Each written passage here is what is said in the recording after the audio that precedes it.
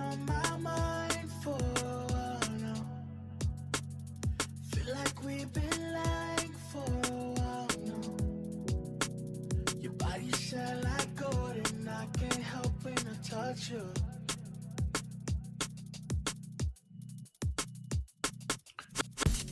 Good evening.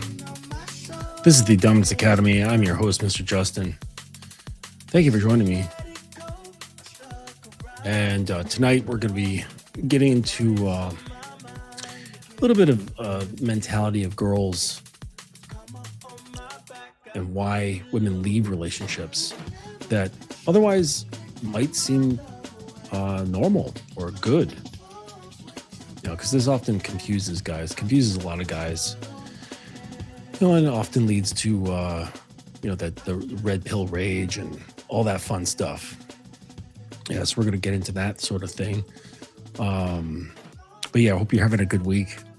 If you're in the Northeast, hopefully you're doing okay with this this tornado of snow that we had.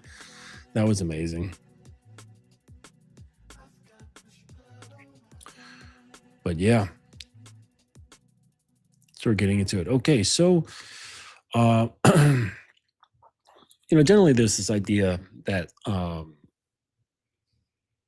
we know that girls leave relationships pretty often. You know, if we check out the information around at least divorce statistics, it's somewhere upwards of 70% of the time, like, women are filing for divorce. And if you have any time dating, you'll know that girls are the ones to initiate breakups. You know that this is the case. And you know, it's happened to me a number of times. Pretty much any guy who's ever had a girlfriend knows that girls are the ones to initiate divorce. Breakups, not divorces. Yeah, and so and like on paper, you know, you look at guys and these aren't abusers, these aren't assholes, these are just good, upstanding gentlemen. You know, they're good dudes. Like, most men are decent guys, right? They're not pieces of shit. They're not idiots. They usually have, you know, a fair to decent job. You know, they kind of do what they think is the right thing, and they're led by yeah, just a good moral compass. Like, that's most guys. Most guys aren't you know, bad people. Okay. So then they wonder, they're like, well, what the hell is going on? Like, why am I being slighted here as a guy? You know, why do I always get the short end of the stick? And then this leads to guys getting upset. You know, they start doing their research, and then they find, you know, the red pill eventually because it's so pervasive. And then they perhaps go through their red pill rage period, and they get really upset. They said, look, fuck, I did everything right according to what society expects of me, according to what I learned from my father, or, you know, whatever, just cultural norms. And I still lost. You know, she still left, whether it was just a breakup or a divorce. And, you know, it's a very real thing. This is a very real thing for many guys. And the reason that women leave is not due to like finances. It's not due to like a lack of romance, or a lack of vacations or gifts or whatever. And this is what the problem with statistics will lead you to, because I think like finances is like pretty high, but the most common one is irreconcilable differences. And this is not like, what is that? There's no definition to irreconcilable differences. But and that's why it's so useful, because it can take on many different forms. Like, it can be anything. It's very amorphous, whatever this sort of thing is. And that's pretty much what it is, though. It's just having, it's like, he's not right for me, or there's something wrong here. can't really put my finger on it. And they can, but the thing is that they don't. Girls just don't want to come out and say why they've lost attraction to the guy that they're with, why they don't want to be with the guy that they're with. And so, I went through, and there's about 8 of them here, 8 reasons why the girl has left you. And it's really like not about like anything you have or don't have as far as possessions go. So the first one here is that she was the man in the relationship. Number one here is that she was the man in the relationship. And this comes down to like a number of things. So it's like, well, what do girls mean when she says I was the man in the relationship? Basically, she found that you were deferring to her more often than not, and you're leaving decision making up to her, or you were basically taking the position of, well, whatever you want, honey, whatever is comfortable for you, honey, whatever you want, darling, yes, dear, right? So basically turning into a yes, dear. And this doesn't make women feel comfortable. It doesn't give them the sensation of groundedness, that she can rely on you, that you are comfortable with making decisions. And so she gets the sensation that you don't have this comfort. And then she's like, okay, like I can't emotionally get with that. I can't tolerate being in such a feeling of uncertainty. So I'm going to just take the initiative and make decisions. And then this leads to resentment, right? Because she wants to not have that responsibility. She's like, great, now I'm doing this. Now I'm taking on these extra chores, these extra responsibilities, and my guy here can just kind of go with the flow. And she's like, I want to go with the flow. I don't want to be the one sitting here making all the decisions. And the guys might say, well, like if she would just give me a chance, but she's always just grabbing for the wheel before I have a chance to do anything. And and that's the case. That's true. But this starts somewhere.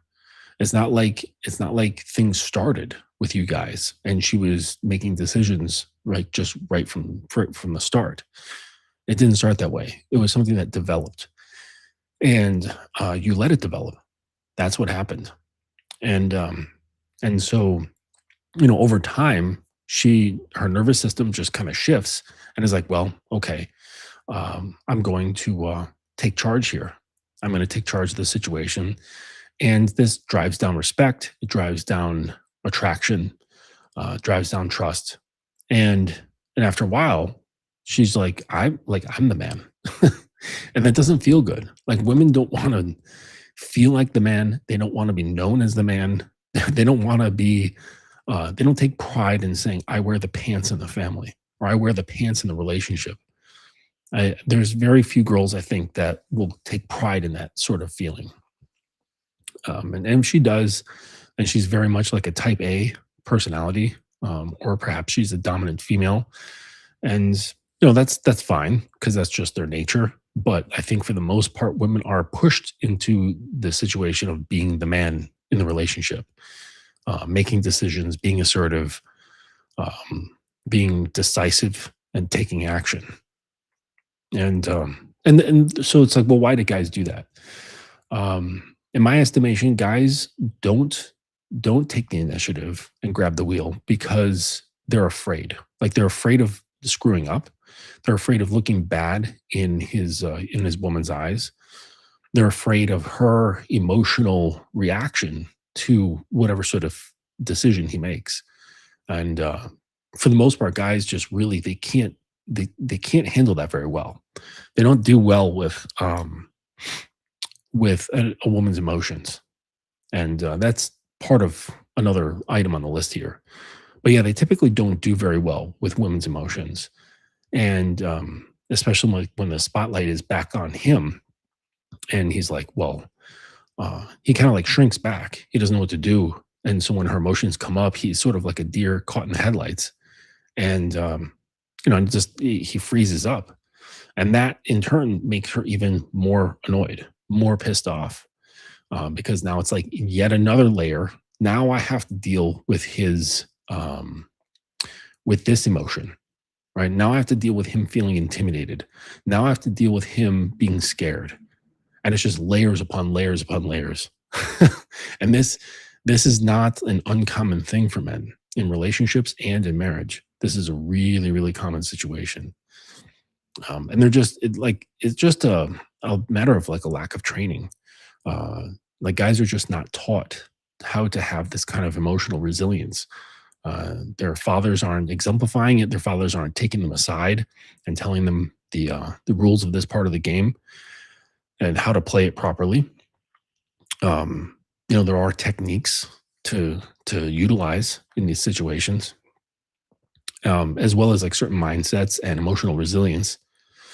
Or the young man just never had a father when he was raised, so he didn't have someone to tell him or for someone to see, right?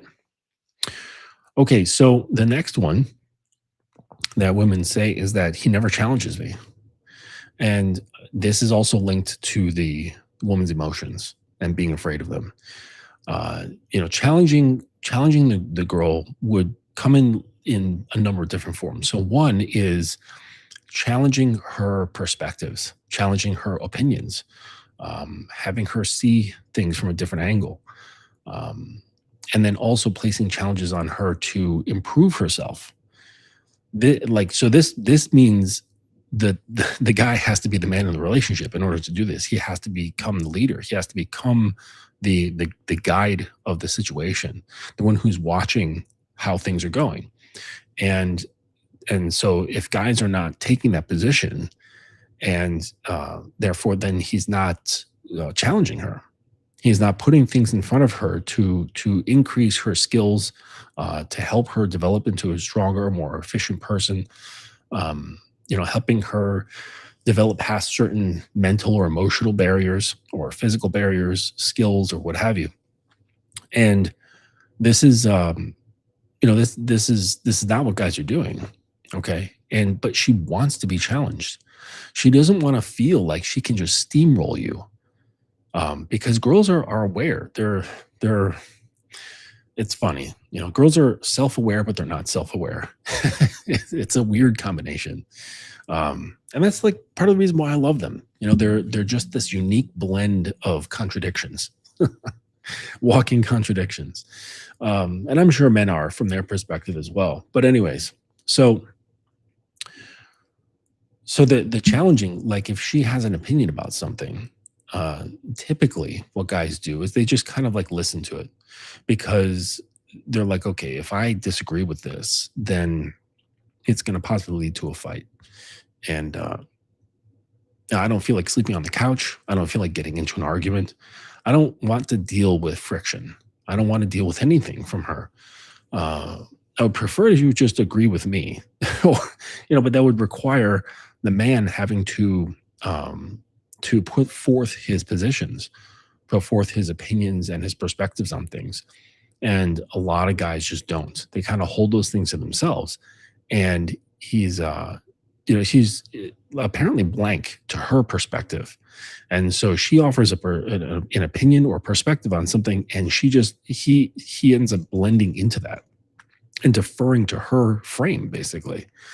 And this is not good, because to her, it basically says, okay, he's living in my frame, my way of viewing things. He's just adopting that. And it's not because he actually agrees. It's because he's afraid of pushing back. He's afraid of friction. He's afraid of tension. And he doesn't want to deal with it. It doesn't feel good to him. So he's going to avoid me. Okay. So now she's getting the sense of being avoidant, that he's avoidant of her. And and even if he agrees and he does the thing, he's like, yep, you know what, honey, you're right. Then that just kills her inside. She's like, damn, like this guy has no balls. He has no spine. And he's just going to kowtow to pretty much anything that I have going on over here, any one of my perspectives. And this, again, drives down respect and drives down attraction. And, that's like, how can you expect a girl to stick around if she's losing attraction and losing respect for you, how do you expect her to stick around? Like, you can't have it both ways. Like, you can't be super relaxed and have, sort of like a weak position on things, or just a nonchalant position on things, and then also have her respect you. Respect comes along when we encounter something that is solid, right? We kind of, it's like a respect involves acknowledgement, like a strong acknowledgement of something. And if there's nothing very substantial in front of you, if it's like translucent, or if it's squishy, right, malleable, then it's kind of hard to respect that, because there's not much to acknowledge. It's not firm on anything. And so when a guy has it, it's like, yeah, okay, you can be that way if you want to be that nonchalant, but it's going to be really hard for respect to grow, because you're not really standing with both feet planted. And then there's the trade-off that, like, if you are standing with both feet planted, well, now you have to deal with the possibility of friction and tension. But this is the thing that keeps things alive, right? Like literally, like the atoms in all of reality are in a position of tension, right? Everything's like vibrating, and there's friction happening. And so when there's no friction, things just kind of fly apart. Okay. Like the molecules in the air, like there's not a lot of friction, so they float around. They're all over the place. You know what I mean? But that's the glue. Like that tension, that friction, is really what holds things. And if you don't have a solid position on anything, if you don't stand on anything, if you don't have balls, it's really difficult to respect anything. It's really hard for her to look at you and go, damn, that's my guy. And so, yeah, when you do stand on things, you are accepting the possibility of pushbacks. You're accepting the possibility of friction, of arguments, of disagreements, and things of that nature. But you don't like that. You feel really uncomfortable with that, don't you? It's like you don't want to face it. And this is the problem, because you're saying, I don't want to face her. I'm afraid of her.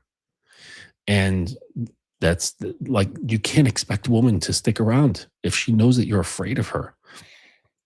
Like, why are you afraid of a little girl? It doesn't make any sense. Not at all. All right, so let's look at number 3. He was perfect on paper. That's a lot of how these things kind of get together, right? So of course, like the red pill guys will be like, yeah, well, she had her party years. She spent her 20s bouncing around on the cock carousel, and then she wanted to find herself a nice, reliable blue pill guy to spend her 30s and 40s with. And then she like looks for decent dudes who look nice on paper, but then she says, but I don't feel that spark with him. I don't feel that spark with you. Like, you're a great guy, but I just don't feel that spark. And this is a very real thing, because a lot of times, like, guys just don't develop themselves that in such a way that creates friction. And this is in being disagreeable. There's like, we have like a balance. I think Jordan Peterson talked about this a while ago, where he talked about how guys are on like this spectrum of being agreeable and disagreeable.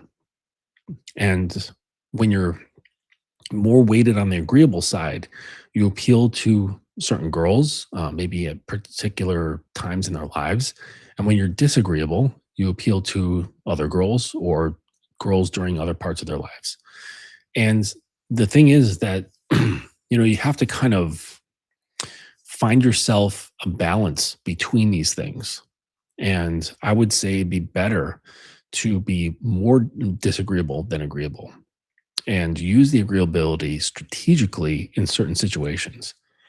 But the thing is that, most guys aren't. Most guys are pretty much more heavily weighted on the spectrum of being agreeable, and they look good on paper, right? They've got decent credentials. Maybe you've got a fair job. You take care of yourself. You're not, supremely overweight. Maybe you have some savings. Perhaps you come from a decent family or a decent neighborhood or city. Um, you just got like a decent resume, right? Maybe you're college educated, what have you. You don't have any major health ailments. You're relatively fit. There's like nothing absolutely terrible about you where a girl would be throwing up in her mouth. Okay. And so on paper, it's like she's like, yes, I should want this man. Like for all intents and purposes, uh, this is the right choice. But there's a lack of spark. There's he has no edge.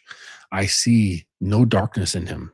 There's none of that churning, like delicious darkness, right? I can't see any of that in him. And so she's wondering, like, is he does he have any of that? Or is he just a good boy? And she likes that edge. Like women, they because girls, they like variety. They like the various things that that come through on the emotional spectrum. And part of one of those feelings is the feeling she gets when she's around a man who has a little bit of an edge, who has a little bit of darkness to him. And the funny thing is that most guys do. Most guys do have a bit of a darkness to them, but they've repressed it so much that they don't know what it is. They can't connect with it. They shun it. And this has to do with shadow work and things of that nature. And they kind of like push it into the shadows and far into a corner and pretend that it doesn't exist. And so that they can be agreeable, because somewhere in their childhood, they learned that, well, if I'm agreeable, then people will like me. They will accept me more if I come across as just nice and kind, agreeable, non-threatening, nothing to really point at and saying that's a bad characteristic. I don't like that. Okay, so they spend their time just kind of either consciously or unconsciously cultivating their personality to be very likable, and or at least not dislikable. And this is very problematic because you turn into something incredibly bland. That's the problem. You have no salt, you have no pepper, you definitely don't have any cayenne, right? You're just bland. You're just like boiled chicken. It's funny, like when I was living in the temple, there was this period in time when we were doing iron palm training, and we had very strict activities that we could do. There were things that we could do and we could not do. It had to do with like developing our chi and all this stuff. We had these very specific exercises for our hands that we had to perform to toughen the skin, to deaden the nerves, to increase like calcium deposits, in the joints, similar to that fucking, what did they call it? The bone smashing that guys do on their faces. Same, actually, where they got it from is kung fu. And so we also had to harness our diet. Okay. And we had to have a very, very basic diet. Because, according to the ideas around Qi is that, and Qigong is that what you consume can also alter the growth trajectory and frequency of your Qi. So if you keep everything very simple and basic, then it doesn't fluctuate the Qi.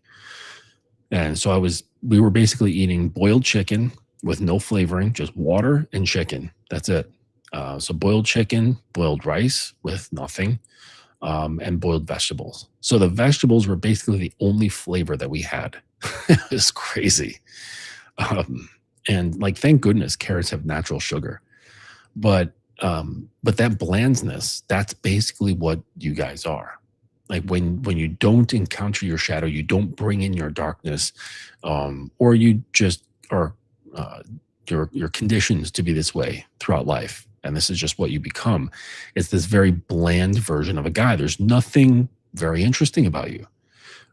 From like an energetic, it's like a vibe that you get when you're around certain people. She just doesn't get anything. And on one hand, that's very safe. it on one hand, it's really nice to be around someone who's like that because it's comforting. It kind of allows the nervous system to kind of settle down a little bit. She doesn't have to think about you. She doesn't have to think about you cheating on her. She doesn't have to worry about you. Like you're always checking in. She always knows where you are. She always knows what you're doing. She knows what you're going to do for the next few days, or next week or next month. You're very predictable. And certainly there is some comfort in predictability and consistency. That's why we talk about that a lot here and on other shows. Like Miles talks about consistency quite a bit, and so that's important, right? But it's also important to have some inconsistency, to have some variety and things that are unexpected. And this has to do with being more in touch with what you want to do, and being more in touch with yeah, what you want, and being a little bit selfish. And because that makes you a little bit more unpredictable. It puts a little bit of an edge on you. Doesn't necessarily bring out that darkness side, but it does hone a slight edge, because when you are a little bit selfish, you say, hey, like, I know you said you wanted to go to Pottery Barn this weekend, but we're not doing that. You can go, but I'm going riding with my buddies. And, I'll be leaving at 7 a.m. and I'll let you know when I'm coming home. And so, like, all day, you're out on your motorcycle and she has no idea where the fuck you are. Okay. Who you're with, what you're doing. And, part of her mind is like, yeah, this is my man. I trust him or whatever.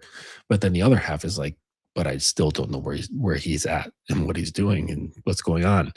And so that kind of like adds like this slight edge. Okay. Having some selfishness. Um, where there's like, oh, let's go, hey, our friends are having a picnic today. Like, let's go. And you're like, no, you can go, but I'm gonna sit home and relax and play Madden. And just being that kind of selfish person, and not being afraid, like not saying this with like with a side of fear, like a side of pickles. Uh, Not saying it with a side of fear, but just saying it as like matter of fact and in full commitment to one's choices, and just not budging on that, you know. And yes, this will bring about tension, but it's respectable tension. She might not like it emotionally on the surface, but that penetrates deeper. Okay. And so it disrupts the superficial emotions, and she's not going to like it. But that continues through and it penetrates a little bit deeper. And there's something that's like maybe recognized unconsciously that she just that she likes, but it's not a conscious liking. Like she's like, ooh, I like that. He resisted me. It's not like that. It's an unconscious thing. And this raises the respect. Even like if she kind of comes up and tests you a little bit, and she's like, oh, come on, baby, please, or she like throws a little fit. She gets a little pissy, like whatever the test is. And you're just like, nah, I'm staying home. I'm playing Madden. um like it penetrates deeper, and her subconscious is like, okay, like my man has some balls. Okay, I get that. I'm picking up what you're putting down. And but the guy who's perfect on paper, he just doesn't do that, and that's why there's no spark. Like you can't have spark from things that are bland and things that are neutral. It just doesn't work that way. And so it's really important to uh, it's really important to just stick by the things that you want to do, to speak your mind, to have your own opinions about certain things, and not be afraid of her reaction to these things. Yeah, you really shouldn't be worried about that stuff, not at all, because it's not going to do you any good. It will not do you any good uh, to bother your mind with how she's thinking about what you think. And this that would probably be like number 9 here if I were to add another one, is putting your head in her head. And this is a major flaw that a lot of guys do as well, where they kind of they kind of take part of their consciousness and sever it and kind of place it in her head.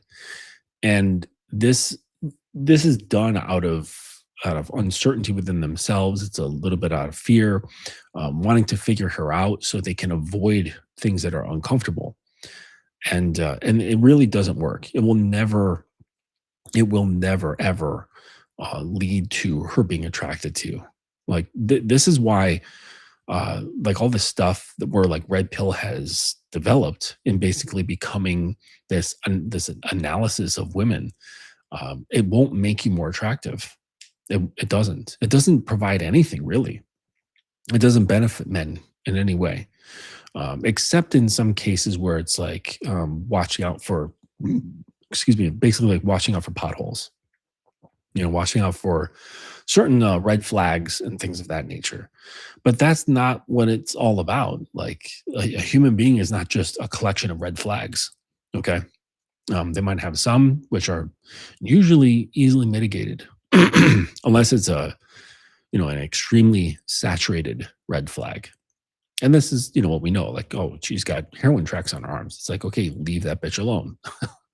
you know, some of these, like a lot of these things are just really obvious. So, but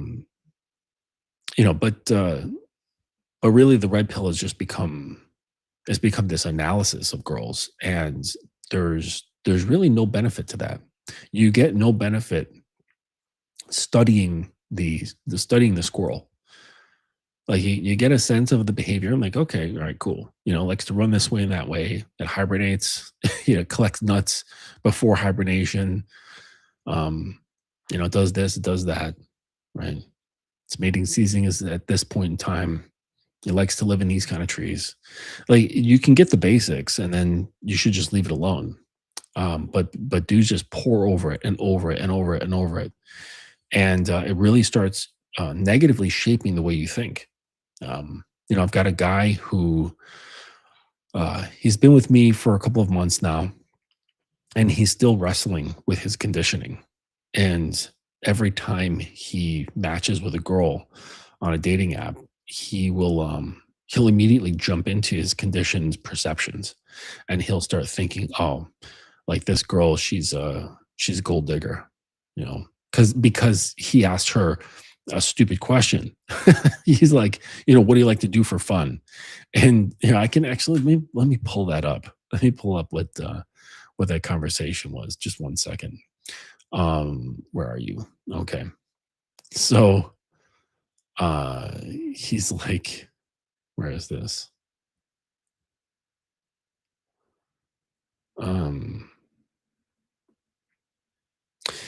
Oh shit, where is it? But it was something about like, what do you like to do for fun? And she's like, oh, I like to shop. I like to just like hang out. I like to travel sometimes. And from that, he thought that oh, right, here she goes. She's like, he stupidly asked her, what do you do for fun? Like, that's just a dumb, bland question to ask somebody. It's a filler. Like, I don't know if you have watched Naruto. I've watched like all of the shit. And I can't stand the filler episodes where there's nothing going on, right? And then that stupid music comes on, do do do do do do do do do do do do. Like that, I know, like when that music comes on, it's just gonna be a waste, right? I want to get to the main story arc. I don't care about the dumb shit. So that's what it's like asking her what she does for fun, right? And he's like, so what do you do for fun? She says, be pretty, haha. And he says, you can be pretty. Tell me what makes you excited, okay? And she's like, oh, you really want to know? And he's like, it would help. Like a weird answer. And like he's trying to like gain information about her that he can like use so that he can like kind of move in better. It's so weird, like this probing. And she says, only traveling and shopping, I'm not sure it will help you. So she straight up tells him that it's not going to be helpful knowing this information. And he says, I'm just observing a pattern. I think girls like this are a waste of time, even for my reps. She's definitely looking for a sugar daddy. And so And I said, only a waste of time. And I told him, I said, it's only a waste of time if you're desiring an outcome, right? Like that's what reps are about. Like if you're doing reps, if you're out on dating apps, um, you're not good with communication with girls, that's all you should be using them for. Like, don't try to move these things to dates if you don't know how to talk to girls. Like you're still like a bumbling idiot. So you should be matching a lot and getting to a lot of conversations and learning how to banter, how to flip words, how to flirt, how to guide conversations and things like that. And also fall on your face, right? Like it's part of learning. It's like skinning your knees. And and so he's locked into this idea of having an outcome, and this is what's making it problematic for him, because he's like, oh, I want to turn this into a date. I want to turn this into this. I want to turn it into that. And he's always like projecting, is like looking at these girls as like potential girlfriends and stuff. And it's like, dude, literally 4 seconds ago, you didn't even know she existed until she matched with you. And now you're automatically like trying to see what her first name sounds like with your last name and shit like that. It's like, dude, relax. Just talk to the girl, get used to it, and see about having that kind of fun. Just talking for the sake of conversation, like that's it. Because he's not good, right? Like when you get better at just bouncing words around, and you get more confident, more relaxed, and you start developing some skill around this, where you can start navigating like your hand is on the rudder of the conversational flow, and you can start guiding and moving the conversation where you want it to go. Well, now you can start aiming the conversation towards what you want. Whether it's for her to come over, whether it's for you to meet up at your place, to go out for a drink, like whatever it is that you want to do. um, that's when you should be doing this stuff. Okay. Some people would disagree with me. They're like, yeah, just move on to the date as fast as possible. And I'm just saying, like, if you're awkward, you have no skill in communication, use that time to just get good at communication, because like it's just girls on an app. Like they don't mean anything. Right? These aren't good friends of yours. Like you can fuck up, and then in a little while, you wouldn't even recall them anymore. Okay. So so he's like, he was talking about the his red pill condition, because this guy's like very much red pill conditioned, which is why one of the reasons why he's working with me. And I said, she's not. I said, like, let go of the red pill. And I said, she even said her interests are of no value to you. Like, she's like, yeah, I'm interested in shopping and traveling, but don't worry about that. Like, that's not going to help you. And he ignored that part and just focused on those two little words, travel, shop, and was like, oh no, she's a gold digger, or she's looking for a sugar daddy. It's like, you dumb fuck. Like, she straight up told you what's going on. And then I said, like, what's sad is you're even worried about a bad performance toward a girl whom you deemed as a waste of time. So even with the girl that is supposedly a waste of time, who he thinks is looking for a sugar daddy, he's still concerned about coming off well or not coming off poorly. He's still concerned about coming off as likable or charming or something like that. And it's like, why would you? Like, if you're already deeming this girl as a waste of time, dude, start throwing shit in the wall and see what sticks. Have fun with it, experiment. Like, who cares at that point? If you've already written her off as a sugar dad or a sugar baby, then what's holding you back? Oh, because you still want to come off as charming and good looking, right? So, and but yeah, he's coming to realizations, right? He's realizing that he's the one doing all this stuff, and and then he's like, "Oh, I don't need to number close with every seemingly good conversation," and it's like, number close, and I was like, "What the fuck?" Like, that's like PUA nonsense. I was like, I didn't teach you PUA words, and nomenclature. Like, we're not, like, all that shit is very gynocentric, right? I don't think if you guys realize this, but pickup artistry is extremely gynocentric, right? Like, if you're doing things, if you're like learning certain things just so that you can get girls, right? That means that your view is about pussy, right? Which means gyno, right? So your vision is like the tunnel or the lens at which that you look at like these interactions. If it's like from a pickup artist idea, which is basically I'm going to learn some things so that I can get better with girls, like that's very gynocentric because you're making the girl your focus, right? Um, and uh, and so that's what he was doing. I'm like, look, you've got like pussy goggles on, like stop it, you know. And he admitted it. He's like, yeah, it's like I really really want to get laid, and and he's not a virgin by any means, but you know, I guess he's going through a dry spell or something, and he's like, I really want to get laid. So he's like trying out all these things, but he's also so afraid of coming off poorly that that makes him come off as rigid, performative, disingenuous. And girls can pick up on these things. They can pick up on you being nervous. They can pick up on you um, trying out lines or being very bland and generic, like, what do you like to do for fun? Do, do, do, do. Right? That's that the Naruto music starts coming in, right? And so this is how, like to number three here, this is how guys start looking good on paper, right? Like that's not necessarily a bad thing to ask. Okay. And he doesn't ask her like, hey, so like how many times have you taken a shit today? Okay. He basically said, what do you like to do for fun? Like objectively, that's not a bad question, but it has no edge to it. There's nothing there. It's fluff. Okay. It's just plain white bread. There's nothing to it. There's no substance. There's no flavor. It's nothing. All right. Um, but you know, but girls, they will go for some of that stuff, right? Because it's safe, it's predictable, but they won't feel anything. It won't make their pussy tingle. Not at all. All right, so let's move on here. Number four, he needed me too much. This is something that girls will say. They'll either say it outright or it's something they will feel that you need her too much. And really, like you shouldn't need girls for anything other than a uterus if you want to have kids. Other than that, it's pure desire.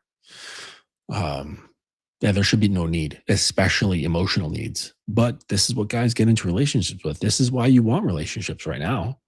You're like, I want to be in a relationship, and it's not like you're driven to have children, unless you are. But there's very few guys who are like, I really want to be a dad.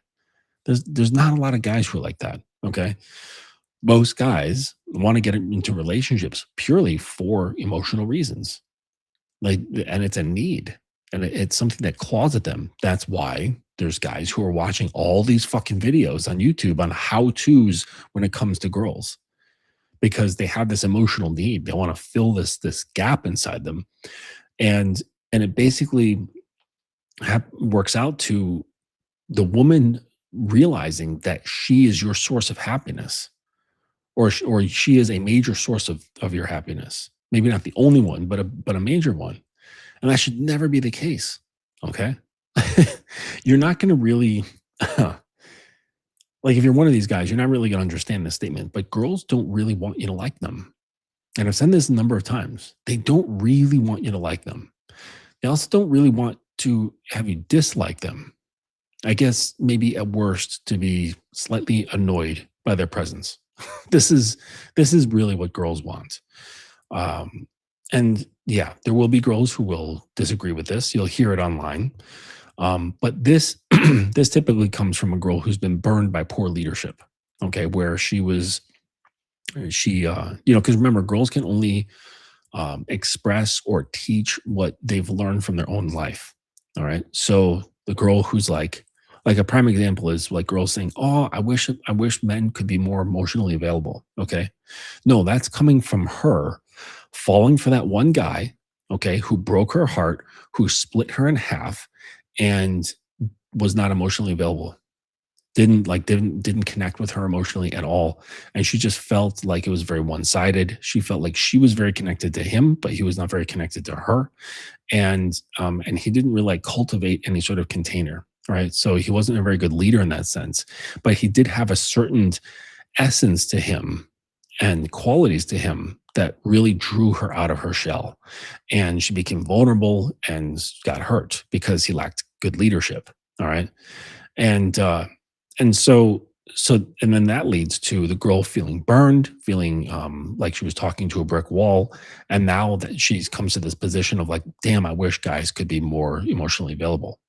So like when girls, just note that like when girls are talking about the qualities that men should have, it's based off of their bad experience with like, your alpha man or your bad boy or whatever. Okay. She was like, what did the red pill guys say? Alpha widowed. Okay. So this is what alpha widows will say.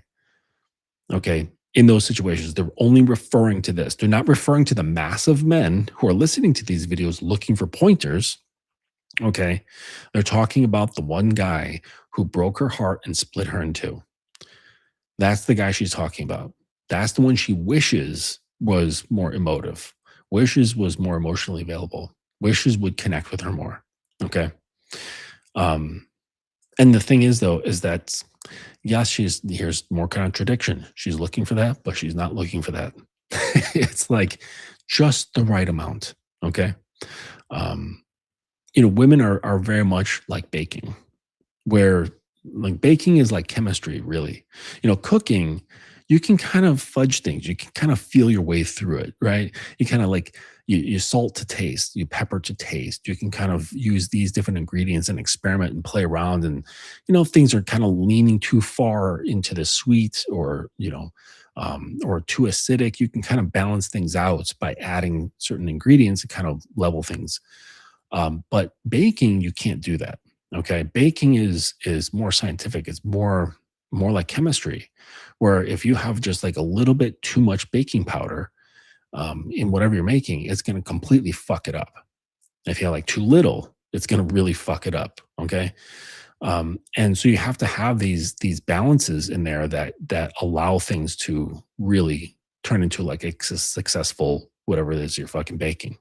And this is like how girls are.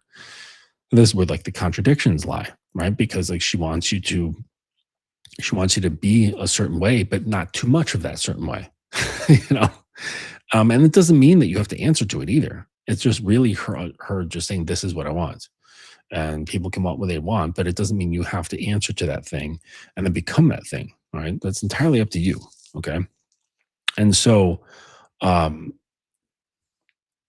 but this is really more of that female contradiction of wanting a bad boy and a nice guy. Okay. A bad guy who's not so bad to her. Okay. Maybe just a little bit annoyed with her presence. And I'm telling you, like, it just drives them nuts, like in a good way. Like it drives them wild in a good way to have her man feel like he doesn't really need her. He wants her, but her presence is kind of annoying. Just a little bit. And if you're honest with yourself, like, cause that's the thing. Guys who don't find girls to be somewhat annoying are typically the guys who are needy, typically the guys who are nice, typically the guys who are more agreeable, more conscientious. All right. Because they kind of push their own feelings, their own perceptions, and their own desires off to the side. They kind of put it in a drawer. But if they were to kind of flip that and put their own needs and desires first and put their conscientiousness in the drawer, they would come to realize that like girls aren't like that great to hang out with. Maybe there's like a couple that you've known in your life. Like I've been on this earth for a while. I've only known a couple of girls that are genuinely fun to hang out with. The rest are basically annoying to one degree or another. And even those girls had their moments, just less moments than most other girls that I've ever known. So, it's like, I think, like, if you think you believe that girls are fun to hang out with as a guy, I think you're kidding yourself. I think you're not being honest. And typically the reason why is because you're just trying to get in their pants. Or you're at least trying to make yourself seem not very threatening. That's what it is. You don't want to come off as threatening. You don't want to come off as unlikable, abrasive, or disagreeable. And so you kind of like push everything aside. You become this bland dude that's safe to be around, and you just kind of accept everything. Okay, you're very yielding. All right. So when the girl is annoying, you yields to that. You're not sitting with the reality of what your nervous system is picking up on and going, damn, this little cunt is being fucking annoying. I'd rather go do something else right now. you know, but but so you're not being authentic, you're not being honest. And this is a lot of guys. I don't know if I can say most guys, but this is a lot of guys who are just afraid of being honest and authentic, right? Where she's like, "Am I annoying you?" Yeah, you are. Go do something else, right? Or give her a task. Okay. Right. Here's the keys. Go put air in the tires. Right? But I don't know. Figure it out. Right. The pressure gauge is in the glove compartment. Figure it out. But how much? Look it up on Google. Right. The PSIs. Right. Just look that shit up. Get out of my face. Being annoying. Um, but like guys would like clutch their pearls, thinking about, oh my gosh, like talk to my girl like that. Like, oh, I would get I would get flamed. Like hellfire would rain down on me if I were to talk to my woman that way. And it's like, yeah, because you're a bit of a cuck, right? Aren't you? Like you're afraid. You're afraid of whatever it is that she's got inside her. But the thing is that when she gets to sense that you're not afraid, it's like all that stuff goes away and makes me believe that stuff, like the abrasive stuff or whatever that's going on inside her, is just it's just a performance. It's just a performance. She can easily put that shit away because I don't experience this stuff. I haven't seen like a poor attitude in a girl in a very very long time, and it came about as a result of me kind of like putting unnecessary bullshit in the drawer, right? Like the being like conscientious, okay, um, like being nice, like for no reason, you know. Um, I definitely have a capacity for being nice. I enjoy being a nice guy. Okay, like it's just one of those, yeah, being an activity or a state that feels good. Okay, but like it has to be earned. Like you can't just like have this as your default. Okay, your default, like a good position, is defaulting to neutrality, just being neutral with everything, and then you shift based on whatever information comes your way, and then you can decide whether it's going to be rewarded with the being stiff or more rigid with them, or if you can be a little more relaxed with them, regardless if it's like a woman, a colleague, a friend, whatever. Okay. um but your default should not be nice and agreeable. Like that's just that's a great way to set yourself up to be taken advantage of. um and it, because it's true that nice guys finish last always.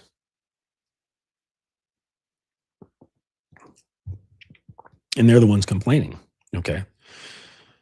And and I guess that there's some benefit to the red pill, because now there's less guys getting caught up in the bullshit, right? They're just like, you know what? I've heard the stories of like my father, of other men, other guys who are older than me. They've been in relationships, they've been married, and I don't want to fucking deal with it. I don't want to play that game, right? I don't want to be another statistic. So I'm just going to sit this out, like until I can sort things out or decide what I want to do. Um, and that's fair. Okay, I get that. All right. But the thing is, like, they never really develop the skills of what to do next.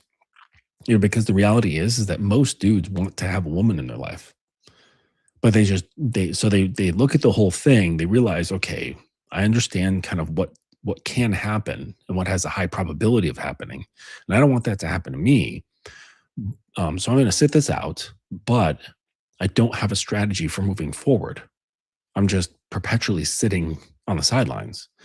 Um, and that's part of the problem, right? So it's fine, like seeing markers where you shouldn't go and deciding to do otherwise because of self-preservation or other things like that. But it doesn't teach you strategy. It doesn't teach you the good things, like what to actually do.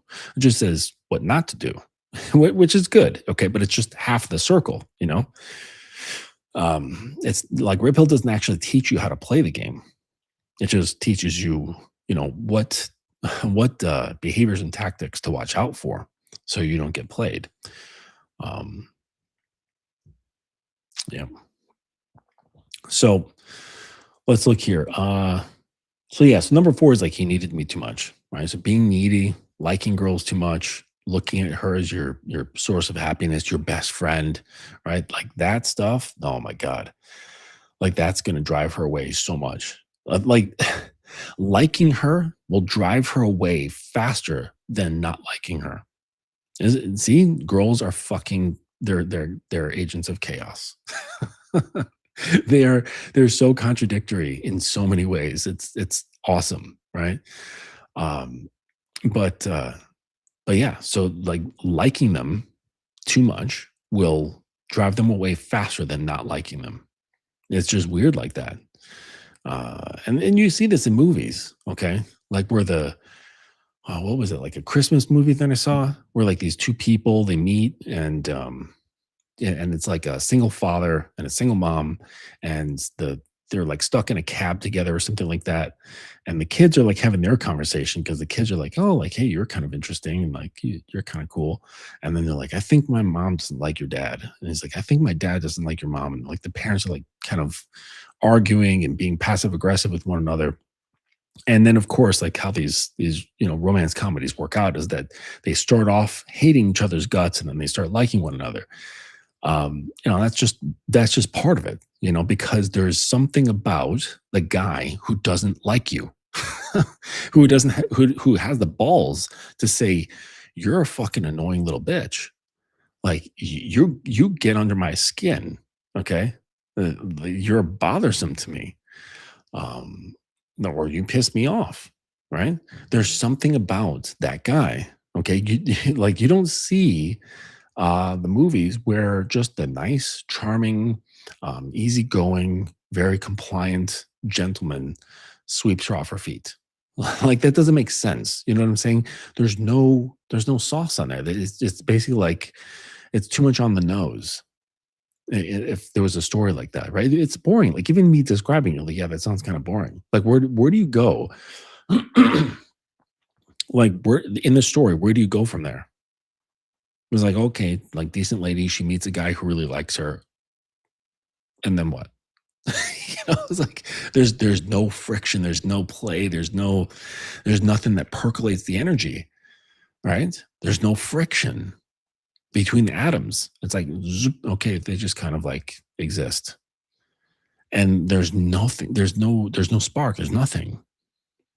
And so you look in these stories, you look at the movies that are like this, that with the characters and storylines that draw women in, and it's always this like contentious guy. It's this abrasive guy. It's this, and if he's not like directly abrasive, or he's like this asshole or whatever, then there's something in his life, like maybe his lifestyle makes him like not so conducive to her. Um, that basically like his lifestyle just says you don't belong here versus him outright saying you're annoying, you don't belong here. And that draws them in. She's like, oh, but I want to be now. Like you're saying I can't. It's like the whole thing of like, don't press the red button. And then there's an instinct in you that says like, yeah, but now I really want to press it. And so when the guy's like, hey, like my lifestyle, this is not good for you. I'm going to break your heart. It moves too fast. You're looking to settle down with somebody. Don't come over here. And she's like, now that just makes me want to see it more. I want to find out. And lo and behold, she gets her heart broken. It's just like that show that was on Netflix called Sex Life, right? There was the two guys and the one dude. He was like music producer and had like the nonchalant, like edgy, dark, sort of dominant vibe. And she was like just obsessed with the dude, right? Because he was just like, I am bad news for you. Like I'm gonna fuck your brains out and then I'm gonna tell you don't get involved with me. She's like, but that makes me want you more. And then the other guy, what was his name, Brad or Bradley, great dude. Hey, just like going back on number 3, he was perfect on paper. He had lots of things going for him. He was fit. He was probably tall. He had a really large house in like Connecticut. Like he had a great job. He was probably honest. He was like Captain America. Like there's nothing sexy about Captain America. He has no edge to him whatsoever. right? Like Deadpool is way sexier than Captain America. Okay, Wolverine is way sexier than Captain America because they got this little bit of darkness to them. And it's just there's something poetic about that. There's nothing poetic about Captain America. He's just too much on the nose. He's a good boy. Okay, he doesn't even swear. And so there's no edge to it. There's no mystery. There's like it's very predictable. You can always count on Cap to do the right thing at the right time always. And that's it. And that's what this Bradley guy was. Okay. He was like Captain America, predictable. And so she married him. Okay. She started a family with him. But all the while, she was like just dreaming of the sexy nights that she had with this other dude. And she would write about it in her journal. She would recount like these sexual adventures that she had with this guy and what it made her feel like and all this stuff. And here she is with, playing mom and housewife, and she's just very, very unsatisfied. But on paper you'd be like, why? Like how could you possibly, like everything in your life is just taken care of. You've got a great life, except internally, she's dead in the water. It's like a candle that's been snuffed out. And she wants to feel that burn. Okay. Because women love they kind of embrace like all of those emotions, including that burn. And so she wasn't getting it. And then what happened? Bradley, he found the diary and it fucking exploded his mind. It was like someone set off C4 in his brain. And he didn't realize that his wife was like this. He didn't realize that his wife was like really, really liked sex, that she really liked kinky stuff, and she really liked being manhandled and going on sexual adventures, like, like fucking in a public fountain somewhere at like 3 o'clock in the morning. There was she just was very sexually adventurous, and he had no idea until he read the diary, and he was like, "Holy fuck! Like I don't know my wife." And she's like, You're dreaming about this other dude while you're with me." And then he's like, "Okay, well, I'm gonna try to be this guy. I'm gonna try to be more like him." Um, and then he became like obsessed with the other dude, like stalking him and like trying to find out who he is and all this stuff. And the more he found out, the smaller his balls got. He's just like, damn, like this guy is like so much more sexually superior than I am. And I can't handle it. Like he could not handle this. And so he tried being more edgy. Like he tried being more like that other guy, and it fell short because it wasn't coming from a place of authenticity.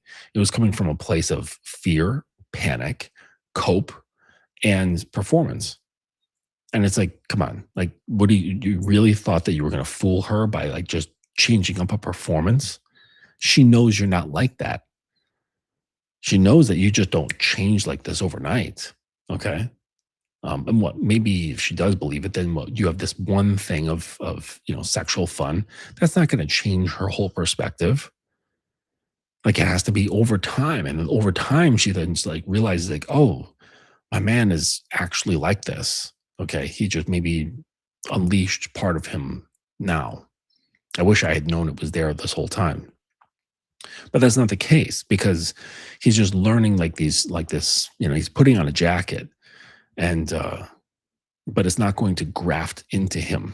Okay. The jacket is not going to graft onto his body. He's not going to become this dude. Okay. He's going to be a facsimile of this dude, a copycat, which is not the original thing, you know? And um, and so it didn't work, as predicted. Like in the show, it just did not work. And yeah, it was just bad. But it's a fantastic show. Like you should really watch it. It's really good. I don't think it's on Netflix anymore, but if you go to like one of those sites that hosts like all the movies and shit and all the TV shows, you can watch those. Like what my favorite one is was it F movies? Excuse me. Yeah, I think it's F movies. Let me just confirm that for you. Yeah, it's www4.fmovies.co, and or you could probably just look for F movies, and this thing has everything. Tons of shows. Yeah, so I just did a search, and it has Sex Life in here. What I'll do is I'll just put it in the chat. Where's the chat? Here we go. Yeah, so give that show a watch. Second season is not as good, which is the case with a lot of shows. They always fuck it up. But the first season is fantastic, and they ruin it, right? Like, sorry, spoilers, but they make the dark guy into a nice dude again, and he like comes around, I love you, I've always loved you, very poetic. Okay, but that also speaks to the the feminine ideal, which is like Beauty and the Beast and all that stuff, where basically a monster that turns out to only love her. He's a monster to everyone in the world. Okay. And but to her, she's so special that it like opens a part of his heart. And oh, that's so poetic. It's like just finding out like the nasty like biker gang member, tough guy, drug dealer with machine guns. He has a soft spot for kittens.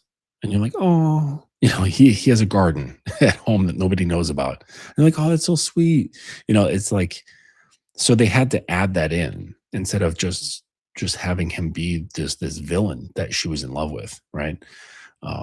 They made him come around, and he became a big softy and poetic and all that shit. But it just they're writing it for women, so of course they're going to perpetuate the ideals, right? But not because they're manufacturing, because like that actually speaks to something within the woman, okay? Which is why if you're all nice, it doesn't work, okay? If you're all dark, it doesn't work. It's that balance, okay? Yes, certainly if you're all dark, it does work to a certain degree, in the sense that she will become really interested and kind of sometimes attached and obsessive, but that's too volatile. Okay, like that energy is too volatile. It has no safety, like landing base. Okay, there's no containment to it. Okay, it's just all over. And this is why girls will burn out. Okay, it's not like you ever hear some girl and be like, yes, I've been chasing on the coattails of this bad boy for the past 12 years. Like, it doesn't, you never hear stories like that. Okay, it does happen, but for like maybe a couple of months. All right, maybe 6 months. They're on and off, right? But after a while, because it's so chaotic, because there's no consistency, there's no containments to that, very, very erotic and powerful energy, but there's no stability to it. Okay. And it just explodes, or it just can't it can't like hold itself together. It's unstable, like an unstable chemical reaction. Okay. But then it's like you go the opposite, and where it's all predictable, it's all nice, it's all good stuff, then there's no chemical reaction. It's like basically like a glass of water. And it's like, yeah, that's nice. Like, we need our glass of water, but there's no chemical reaction to it. There's no excitement. It's just water, right? It's good, it's fine, but fine is not great. Yeah. And so it lacks that spark. It lacks that chemical wow. All right. So this is why it's in women to want both, to want that contradiction. I want the bad guy who's kind of good, or the good guy who's kind of bad. There's something poetic about that. But it also speaks to her nature. It speaks to her genetics. It's like, maybe if you want to go all the way back, it's like, yeah, okay, he's tough enough and dark enough to fight off other men, fight off, the saber-tooth tiger, but he's also caring enough to protect me from dying, to protect our children, to kind of make us feel safe, make us feel wanted. So it's both. Okay. And the reality is that most guys don't develop both. Most guys will develop one or the other, but more so the nicer ones, because society can't really operate very well with a bunch of dudes who act like, loose cannon bad boys. Like we can't develop any society based on that, but we can develop society based on obedient, nice guys who are conscientious, who are thinking about other people, right? You can easily get them to do stuff and believe social norms and things like that. Like, oh yeah, be a good boy, build this, go do that, make society. And the guy's like, okay, yeah, that's a good idea, and it is, right? It's we I'm glad we're living in civilized homes and things like that instead of just like mud huts. Because if there were more bad boys than good boys, then we probably would be living in huts and just fucking, fucking and killing each other. you know, yes. What's up there, kitten? I don't know if this girl's seen this show called Sex Life, but I put it there in the chat. If this girl's not seen it, I would recommend watching this, at least season 1. I was mentioning how season 2 is sort of a letdown, but if you get a chance, watch that. It's in the link. So let's move on. So number 4 was he needed me too much, right? So she feels that her presence provides like a lot of emotional fulfillment for him, and that is daunting, right? It's kind of it feels like responsibility rather than and like a joyous thing. And these guys, like, they scratch their head over it. They're like, but why? Like, how can loving you make you feel bad? It's like, because you're like powdered sugar, man. Like, that's what you are. You are like a bag of powdered sugar. Okay, so number 5 is no mystery left. When you meet somebody new, okay, you don't know a lot about them, and you're very curious. It's exciting, and the idea that you don't know what they do with their lives and what's going on with them and their particularities, things they like, things they don't like. You don't know these things, and it's really exciting. And the thing with guys who have nice guy disorder, your regular cuck or average nice guy, he basically just takes all of his cards and he puts them out on the table, and he's like, hey, I really like you. And to him, this seems like a very rational thing to do. Like, he's like, why play games? Not that he has any idea how to in the first place, nor would his emotional state allow him to play games, because he's too afraid of losing the girl. So in his mind, it's very rational to say, hey, look, this is what I'm about. I like these sort of things. This is what I do with my time. These are my goals. I really like you. I want to bring you into my life. This is what's happening. And it's like, yeah, rationally, that sounds like a fantastic thing, right? It's like he would say, would you like to go to a job where the job description is vague? And so, no, like, of course, you're going for a job. You want to know exactly what is going on. Like, what are they offering? Okay. No surprises. And maybe you've had jobs where you've gotten a job and you're told to do something. You're like, wait a second, this isn't part of the job description. Like, why am I doing something that Bob's supposed to be doing? That doesn't make any sense. Okay. And Bob's sleeping at his desk. That's not fair.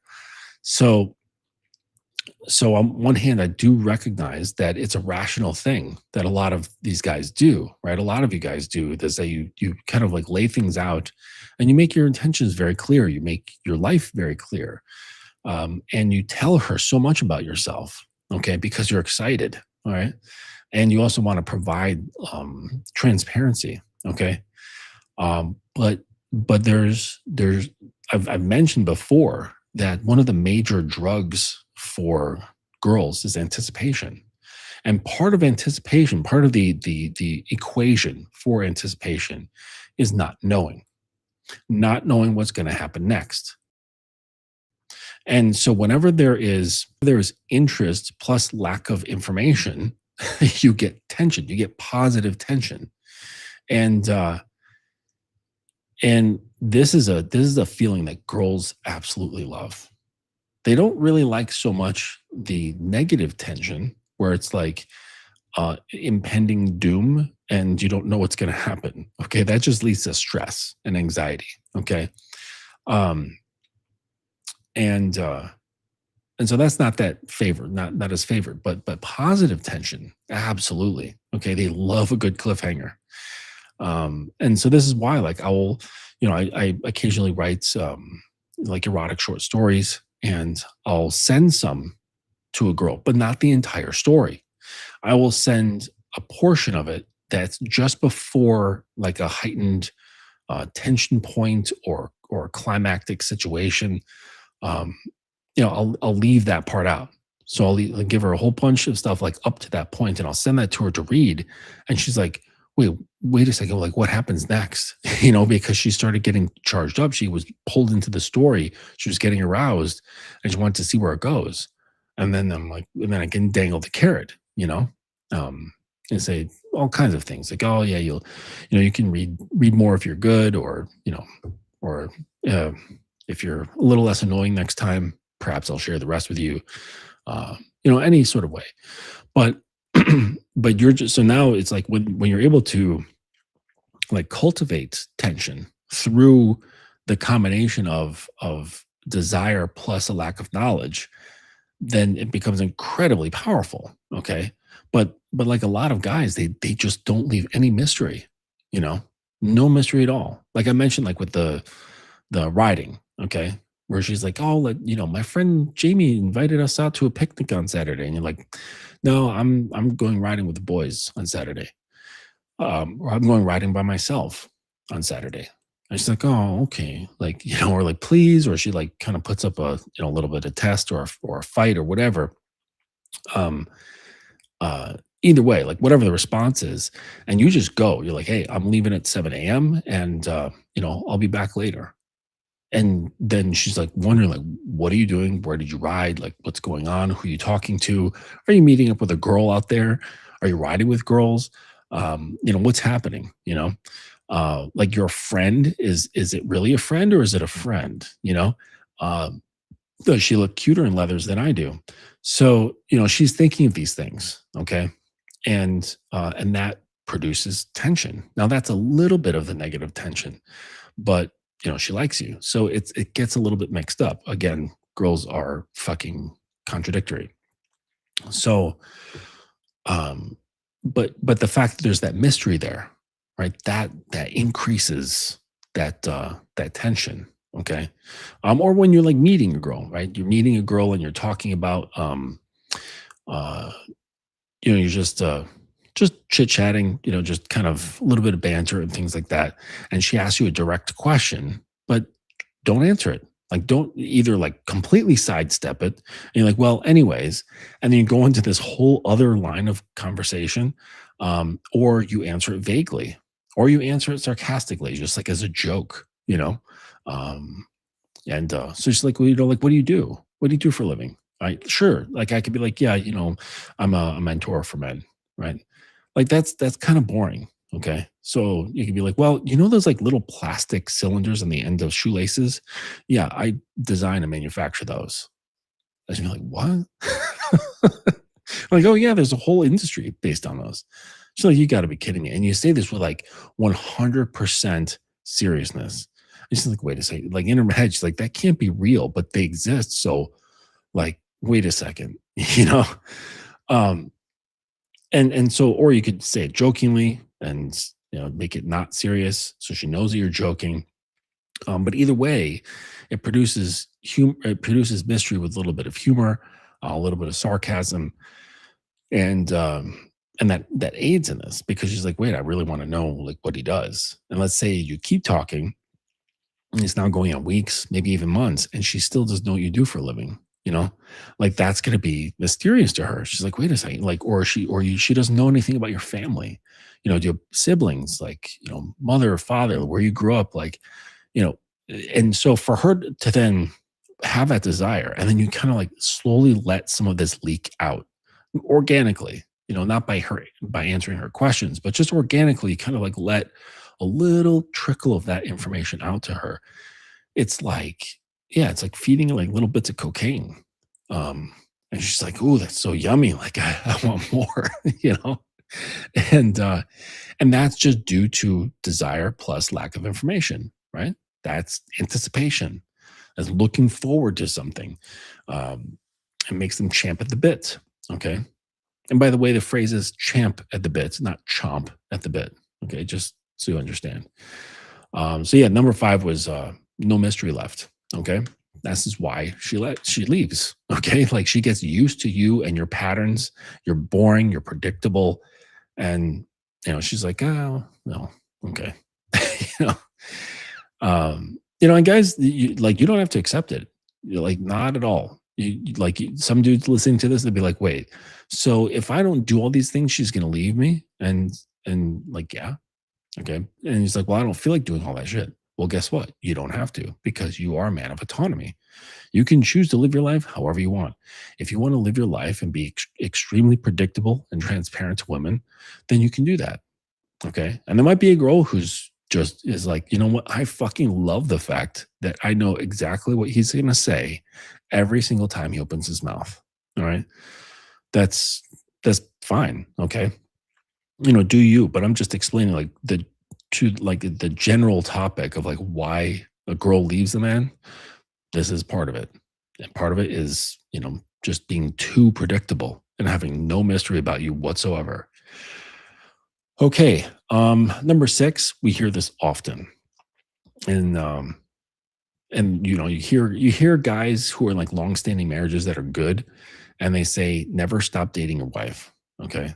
And so and you also hear how you were when you first met and she was drawn into you. Like, don't stop being that guy. And this is the thing. Okay.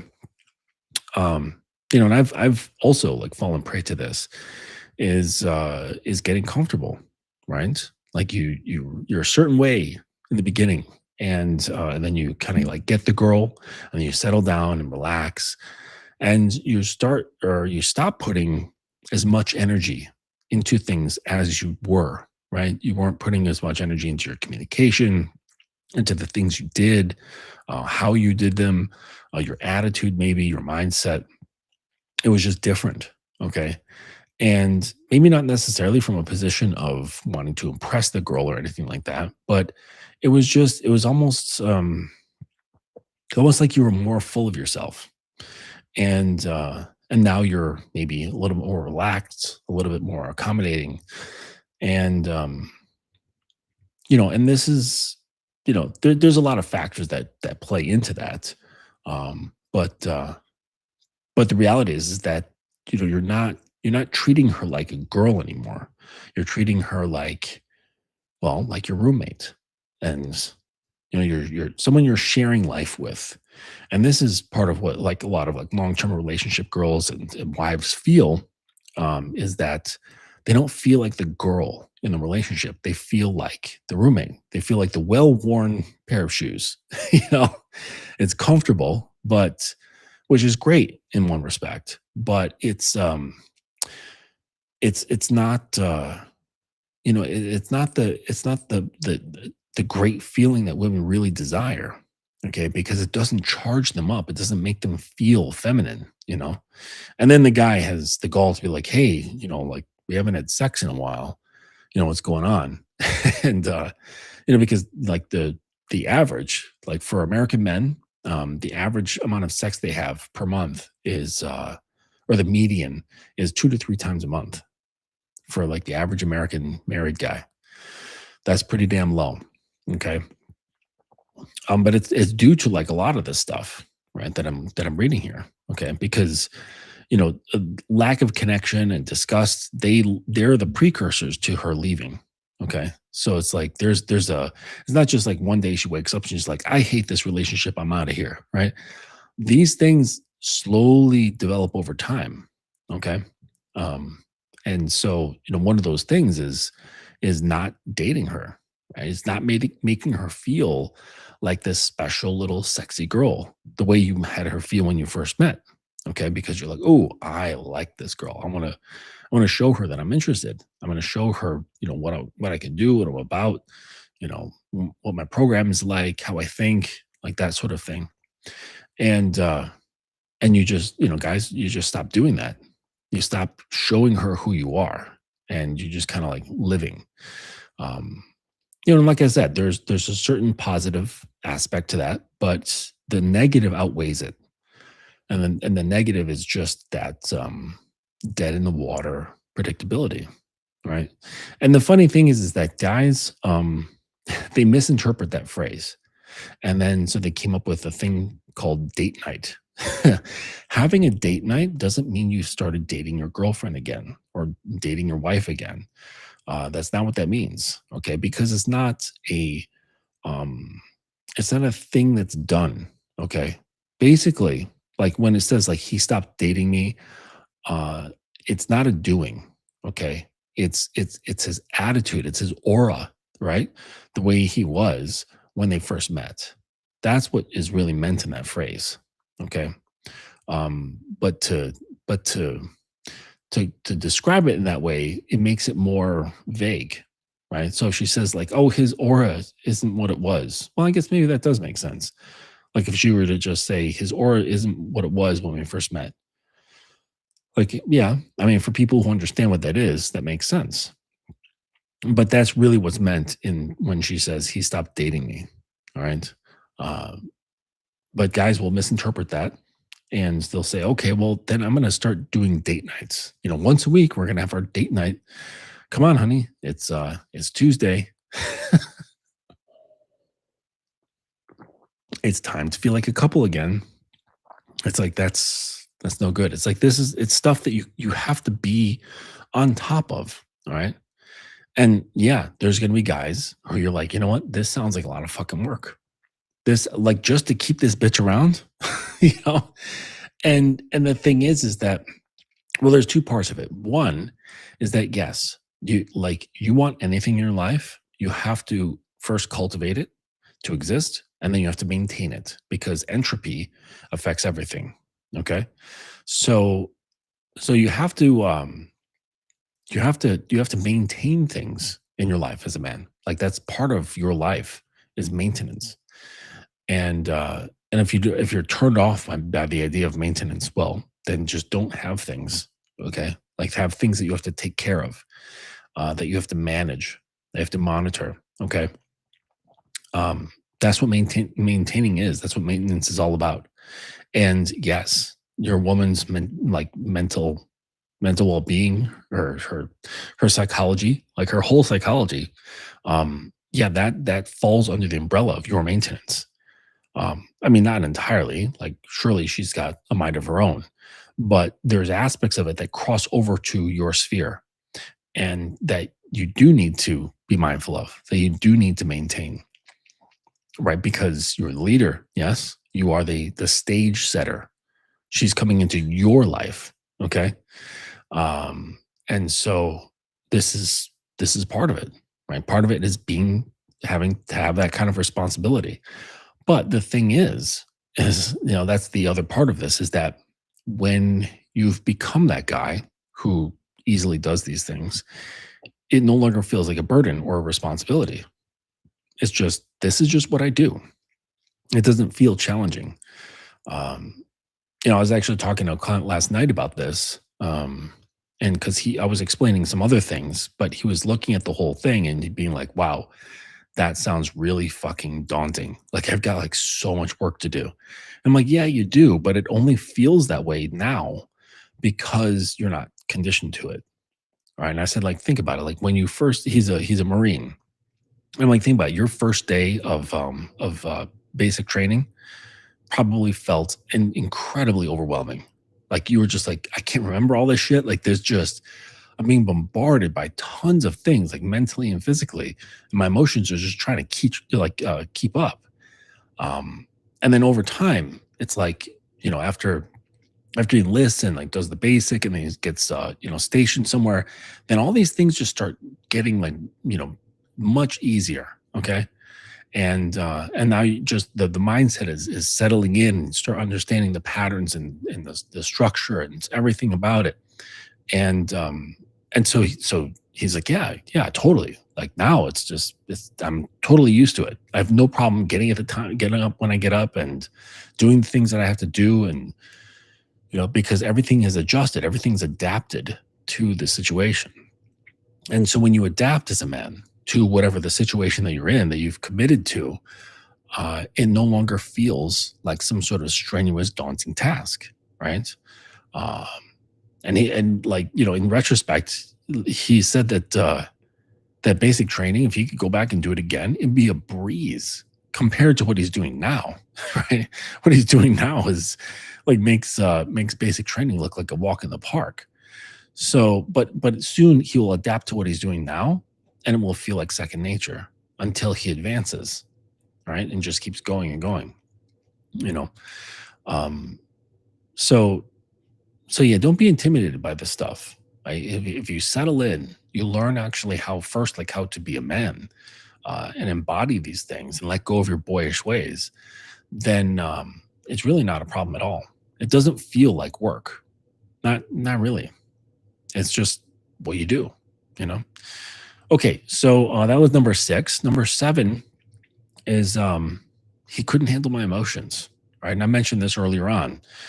Like from the first one, right? Which was, I'm the man in the relationship, right? So she's also saying he couldn't handle my emotions.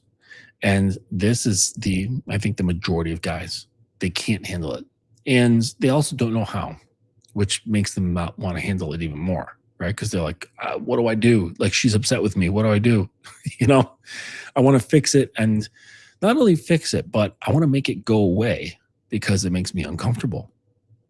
And like, that's part of the problem in itself, is that it makes you feel uncomfortable. And you're more concerned with that. You're more concerned with how it makes you feel than what's happening in the situation. And so you quickly want it to end. You want to get away from it. You want to close it down. You want to like button it up. And this is when guys start offering solutions, right? And then they're like, wait a second, why is she even more upset with me? I just offered a very rational and workable solution to whatever problem she's dealing with. Why is she taking me up on it? And why is she getting even more pissed off at me?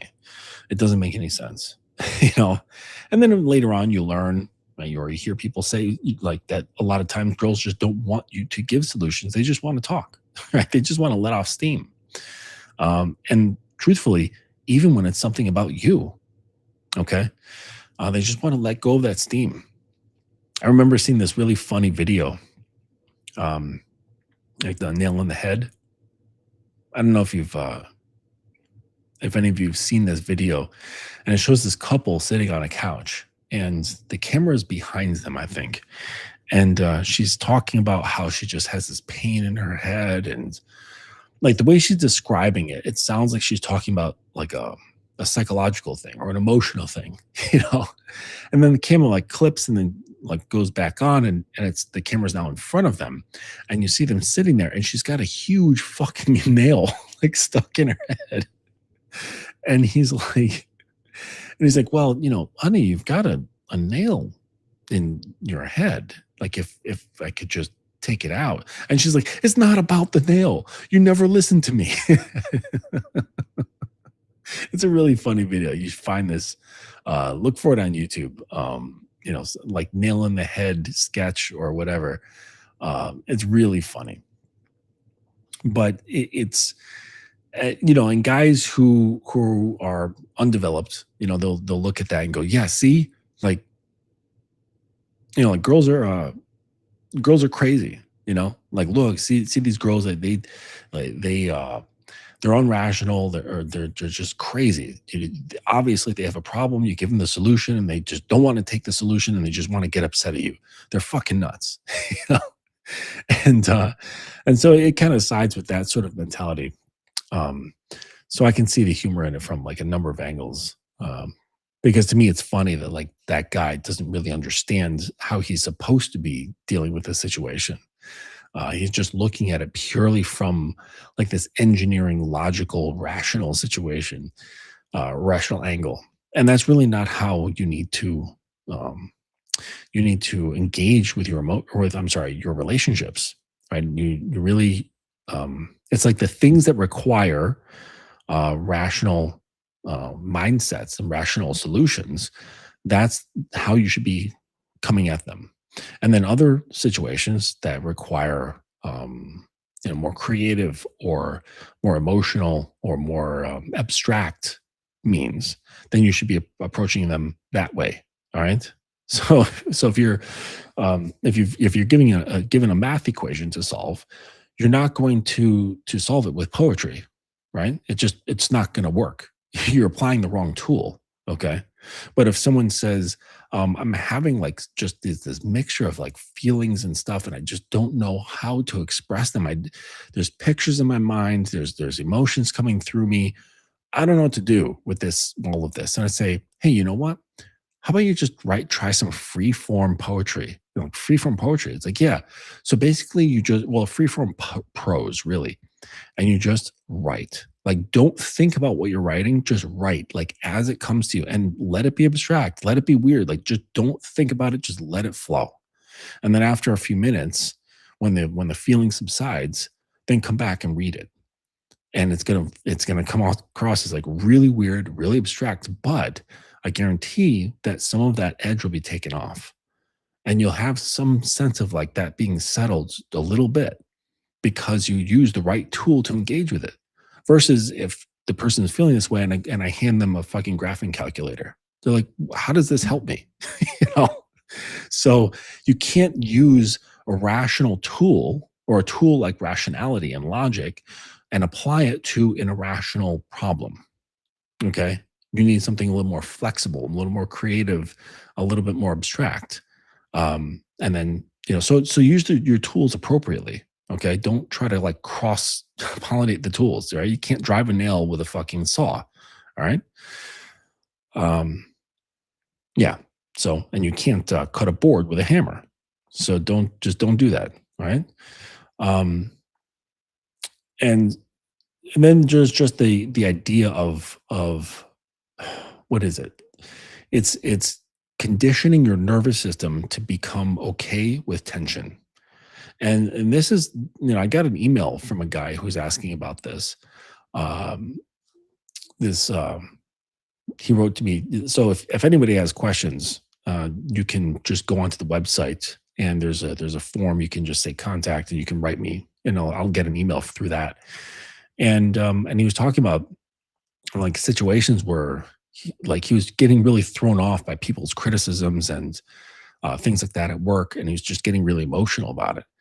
And the thing is that you have to learn, like through repetition, how to cultivate this characteristic within you, okay, which is emotional resilience. And it's not necessarily putting up a resistance to it, okay? Resilience comes through absorption, okay? So if you want to become, say, like resilient to taking blows, right? So like you look like a traditional Thai fighter, all right? They beat the shit out of their shins, all right? And so they're leaning into it. They're immersing themselves in the pain. And so they just do it again and again and again and again and again. And not only for their emotions, but not only for their nervous system, like on their shins, but their entire nervous system plus their emotions. And so over time, it gets to the point where it's like, yeah, my shin is a deadly weapon. It's no longer a place of pain or fear or anything like that. Like, this is now a honed tool that I can use as a weapon, just my shin. And so, but that comes about through repetition of like leaning into that discomfort. And you need to do the same thing emotionally. You don't want to push it away. You don't want to put up a defense against these potential threats to your emotional state. Okay. And especially with things like such benign as criticism, because what if it's correct? All right. If it's not correct, then you should have no reaction whatsoever. You're like, like that's actually false. Right. But guys will still have an emotional reaction to something that's said that's untrue. Right. And someone's like, oh, you're a thief. And you're not a thief. And it's like, well, that's actually not true. And that's the end of it. Okay. Like, at least like internally, they can continue believing what they want, but like, I know the truth, which is I'm not a thief. So, but then when they say something true, like let's say they say you're a thief and you actually are, okay, it's an art and a practice to accept these truths, to allow your ego to take a hit, to get doubled over with a punch in the gut. This is necessary. It's necessary part of becoming a man. It has to do with accountability. taking responsibility for your actions and all that shit. Okay, because what this does is it builds that resilience around your nervous system, and it builds the resilience around your like the ecosystem of your emotions, and it allows you to really not take things personally after a while, just like the shins of that TIE fighter. You take the blow after blow after blow. Your ego is like, this isn't that big of a deal. Like I'm not gonna like suffer really. Like just because somebody has a view or criticism of me, or if they're able to tell me something true about myself that I don't like, uh, this is this is really not a problem. Okay. And so this builds up the resilience, and it makes you mature. It brings you out of a juvenile state, which is what I told this guy. I mean, there was a longer explanation, but I was just like, basically, like you're in a state of being juvenile. Like you're not in the state of a grounded, centered man. Okay. Because we can take this. It's no big deal. What? So you call me out on something? Okay, great. I want you to. Because when you do and it's true, that just makes me better. Because I learn. I learn and I can grow past things that perhaps I'm not seeing. So, why would I shy away from that? This is this is incredibly important, right? Like I said, the pathway to manhood is paved in it's laying in bricks of honesty, one brick at a time. Like they used to do in the back in the day with there was cobblestone roads, and they would lay the brick by brick and have a mallet and just go bang, bang, bang. Probably took forever. I can't imagine how long that took. Like with New York City, like the downtown area, meatpacking district, like that area, tons of cobblestone roads still. And before there was pavement, there was even more. And they were all hand laid. It must have taken forever. Okay. But that's what manhood is like. Your honesty and your development, it's one brick at a time, and after a while, you have a nice long ass road of honesty. And this is something you can stand on, because every brick that you lay down that's honest, that challenges your ego, that's afraid of looking bad, it's afraid of feeling bad, you get stronger and stronger and stronger. And then you become your own source of reliability, because it makes you reliable. And then other people can rely on you. And this is when you start becoming influential. This is where trust comes into play. Okay, because if you start learning to trust yourself, because you're becoming more and more and more honest. And then other people can feel that, especially girls, because they're attuned to it. They're attuned to feeling out these subtler nuances of people's character. And so they sense this of the guy, and she's like, like I can sense that like he might be something I could rely on, like emotionally, right? And not as like being your you don't want to be that, like I'm not saying like to be that like emotional tampon. Like that's not it. It's that she's basically feeling my emotions are not going to make him flinch. He's going to be unbothered by me. I can't blow him over. I can't crack him. I can't make him run away. I can't melt him. He's just you know, he's just there. He's solid, you know. So you have to learn how to handle her emotions. And it doesn't mean like you actually have to do anything about it. What that means is that you are unaffected by her emotions. And that also doesn't mean being a cold ass robot. It just means you're unaffected. Okay. Um, which is why I like the mountain as a symbol. Okay. Like the mountain is not cold, right? It's an active part of a very alive ecosystem, you know. It serves a very important role, our mountains. But they're just not affected by the wind or the rain or storms or tornadoes, you know. It is, but it's a very vibrant like part of the earth. Okay. This is basically what you must become. But it comes about not by like shifting your mind and be like, okay, now I'm going to be the mountain, right? And actively resisting stuff, because the mountain does not resist.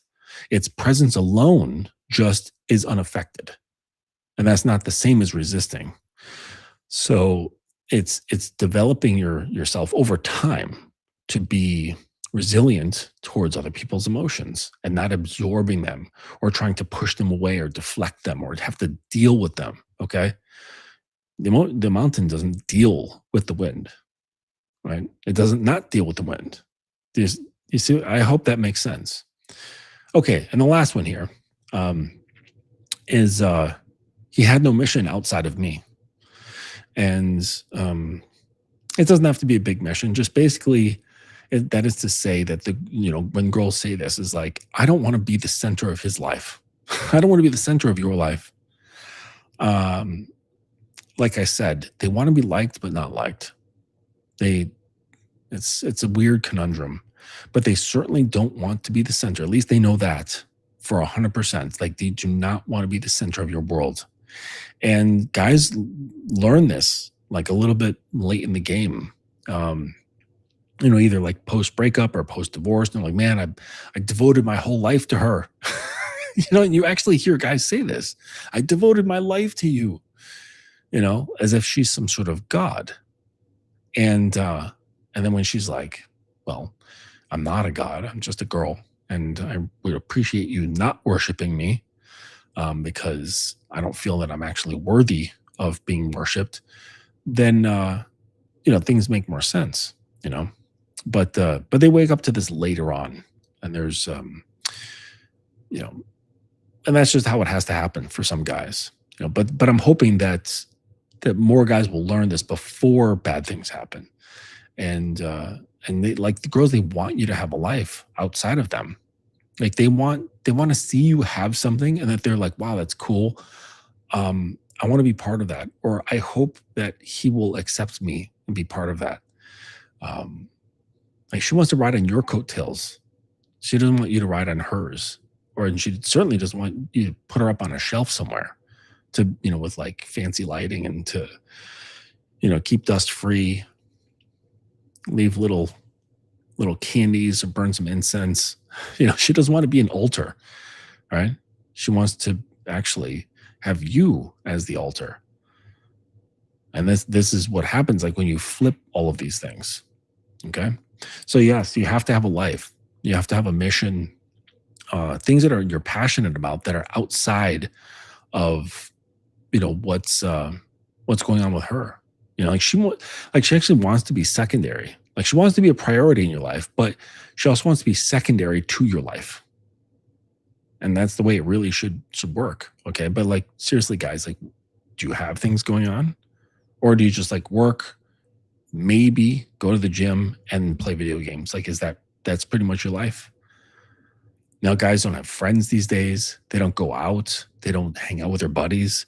They don't have activities. They just work, possibly work out and go home. Maybe they'll go to Home Depot. Maybe they'll go shopping. But, they have no life. And it's like, and then they're really wanting a girl. They're really, really wanting a girl. Well, guess what happens when she comes around? She's going to become the center of his life. And she just doesn't want to do that. Let me check this out, Mr. Washington. Ahoy. So, question: reasons men avoid being direct and sexual in their approach is not fear of rejection, but fear of consequences, like a boyfriend confronting women, creating a scene, or potential false allegations. No, those are bullshit reasons. That's called plausible deniability. Okay. So like it's plausible that a boyfriend might confront. It's plausible that the woman might create a scene. It's plausible that there will be false allegations. I don't know what that would be because it's not like the girl is yelling rape in the middle of the street. Really, those are all reasonable things. Like those are not like, not talking about dragons and wizards and shit. So they're reasonable, it's like it's plausible. Right. But it's really not the case. The real case is that you're scared. And it makes more sense. It makes more reasonable sense, and especially to your fragile little ego, that to say, instead of saying, you know what, I am afraid of girls. I'm afraid of how they make me feel.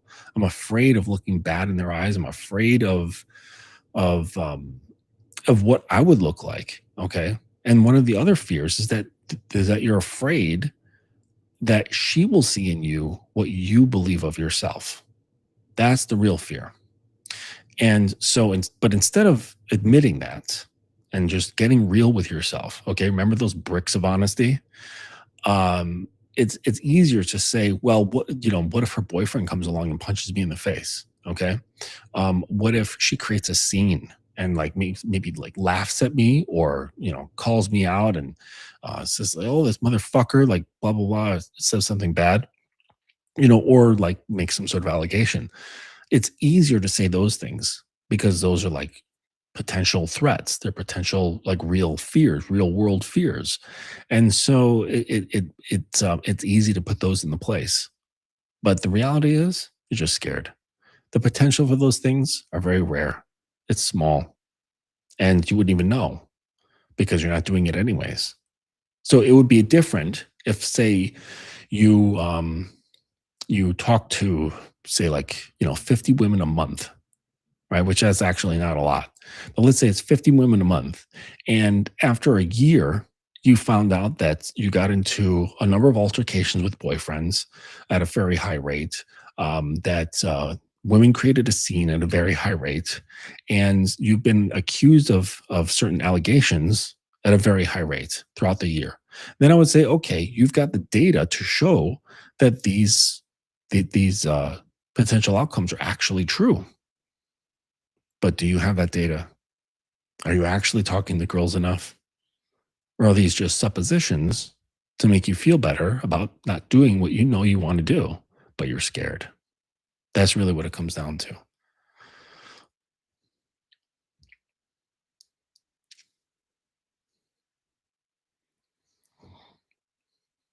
Yeah.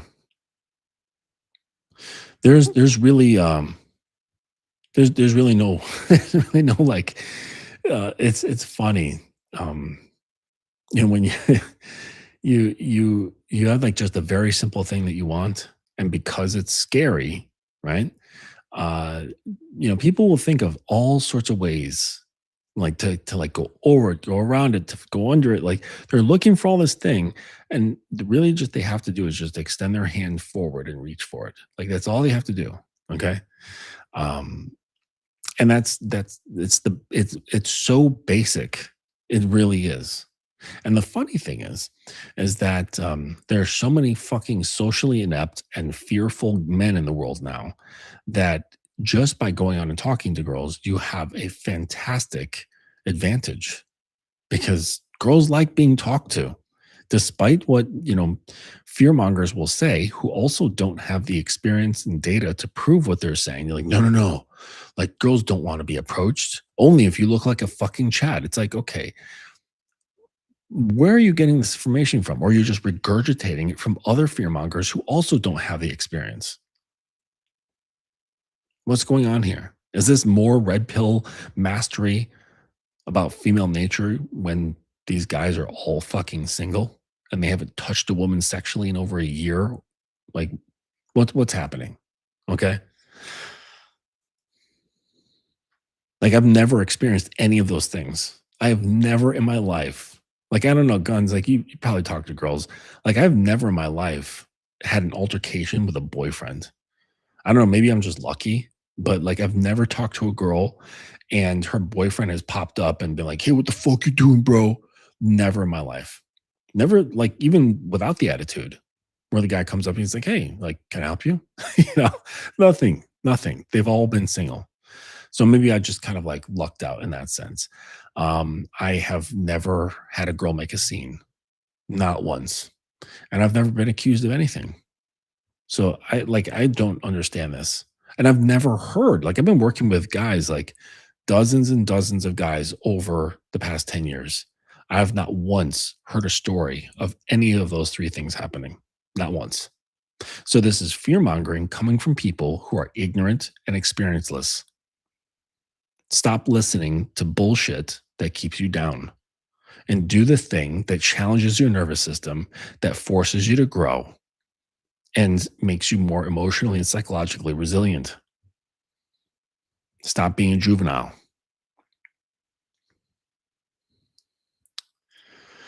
Yeah.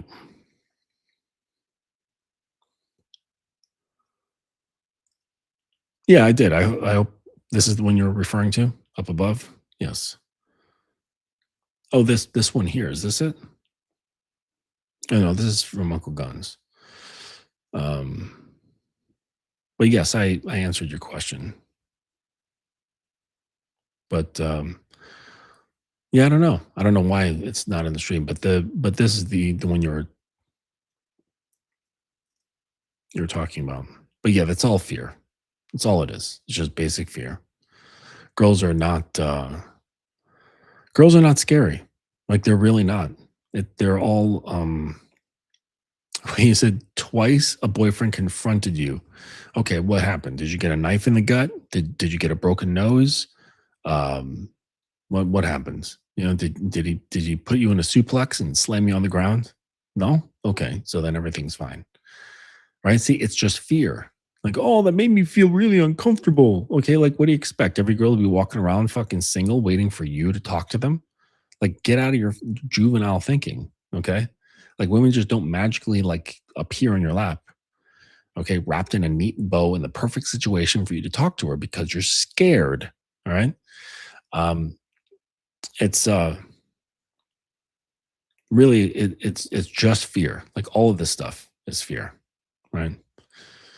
Yeah, I didn't think never had a woman attempt false charge. The only time I ever heard that happening to guys is when the woman finds out the guy was lying for a period of time, right? And this is like this is all like hearsays too. Like I've never heard this directly from a man, right? Like that the story, like finds out the guy was lying for a period of time. Like these are like stories you hear people passing around. It's like that telephone game that you play at camp. You know what I mean? And then you start the message and you whisper it and it goes all the way around the big circle of kids. And then you get back to the last kid and he reveals what he's heard. And it's so far from the first message. That was a fun game. And, but it's like that. It's like all hearsay, right? Like in my time of working with tons of guys, I've never in my life heard of uh, the guys being like, false charges on them for what? First, for introducing yourself? Like that's well, actually, I know, isn't that illegal in the UK now? Isn't it, or is it just something like catcalling? Can't remember if like publicly approaching. I think I vaguely remember hearing that it's illegal in the UK to publicly approach a girl for the express purpose of picking her up. I think that's the case. But like whatever, like so don't do it out on public streets. Wait till you're in a bar or a library or whatever. Because I think it's not in all environments. It's just in the environment of out in public. Okay, like public property. But nightclubs are fine, bars are fine, libraries are fine, the movies are fine. Uh, you know, um, a football match is fine. Whatever. Okay, but just not on the streets of England. But it's all fear based. Like all of this stuff, all of these tactics, right? Like the whole PUA thing. That's all based around fear. Like I'm scared of girls. I'm scared of being alone. I'm scared of this. I'm scared of that. Let me figure out these tactics to use to help me feel better about doing what I need to do. You know, it's a crutch. It's like Dumbo's feather. And the bad thing about this is that one there's this old phrase that goes, if a fool persist in his folly, he may become wise. And like a PUA, if it keeps it up for like a number of years, he actually gets good. He actually gets good at the craft of picking up women. But that doesn't solve his initial problem in the first place of why he was seeking out PUA to begin with, which had to do with something internally. Okay. He internally felt, I'm not good enough. And then started thinking, like, oh, if I get girls, then this can, if I get girls, then this can make me feel better. And this is the pitfall. Okay. And so the PUA can keep practicing it better and better and better. And lo and behold, he can pick up women now. He can fuck girls like, at a more consistent rate. And so he's feeling better about that, but it doesn't solve the problem. It doesn't solve the problem of self-hate. It doesn't solve the problem of self-rejection. It doesn't necessarily solve the problem of fear. Okay. Because that fear of like not being good enough, not being acceptable, um, on one level it is like fairly real psychologically, but it's also existential. There's like a lot of like deep shit around this stuff. And it's not solved through girls. Like they're just like they're actually more of a catalyst than anything, right? I mean, I see them as neutral, but if they were to be anything, I would consider them a catalyst for your own growth. And that's you know, I think that's like how you should be utilizing them. Because if again, with like what I was talking about, ego permeability and things like that, things will come up, and situations with a girl will come up. And well, it'll show you who you are. It'll show you what you're made of. And depending on how you handle it will determine whether you grow or you shrink. And so many guys shrink.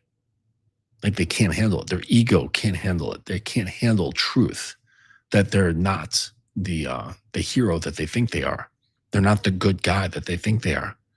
That there's aspects of them that are quite loserish, that are quite deplorable, that you would not honor. And but the thing is that you know the thing is that you need to let those shots on your chin to come through. You need to let them come through, because that's what prevents you from becoming so fragile. It's like the slightest thing comes through and you just shatter like you're made out of like paper thin glass. And it's like, come on, you cannot go through life like this and call yourself a man. You must be more resilient. And this comes through, resilience comes through experience. It comes through running the gamut. It comes through kicking that fucking banana tree so many times that it no longer hurts. But now you can fucking shatter somebody's leg with it. Right? So it's like you got to go through your training montage, like in the 80s movies. I love those. I love the training montage, or like the gearing up montage. They don't do that anymore with movies, like that type of film technique. But anyways, yeah.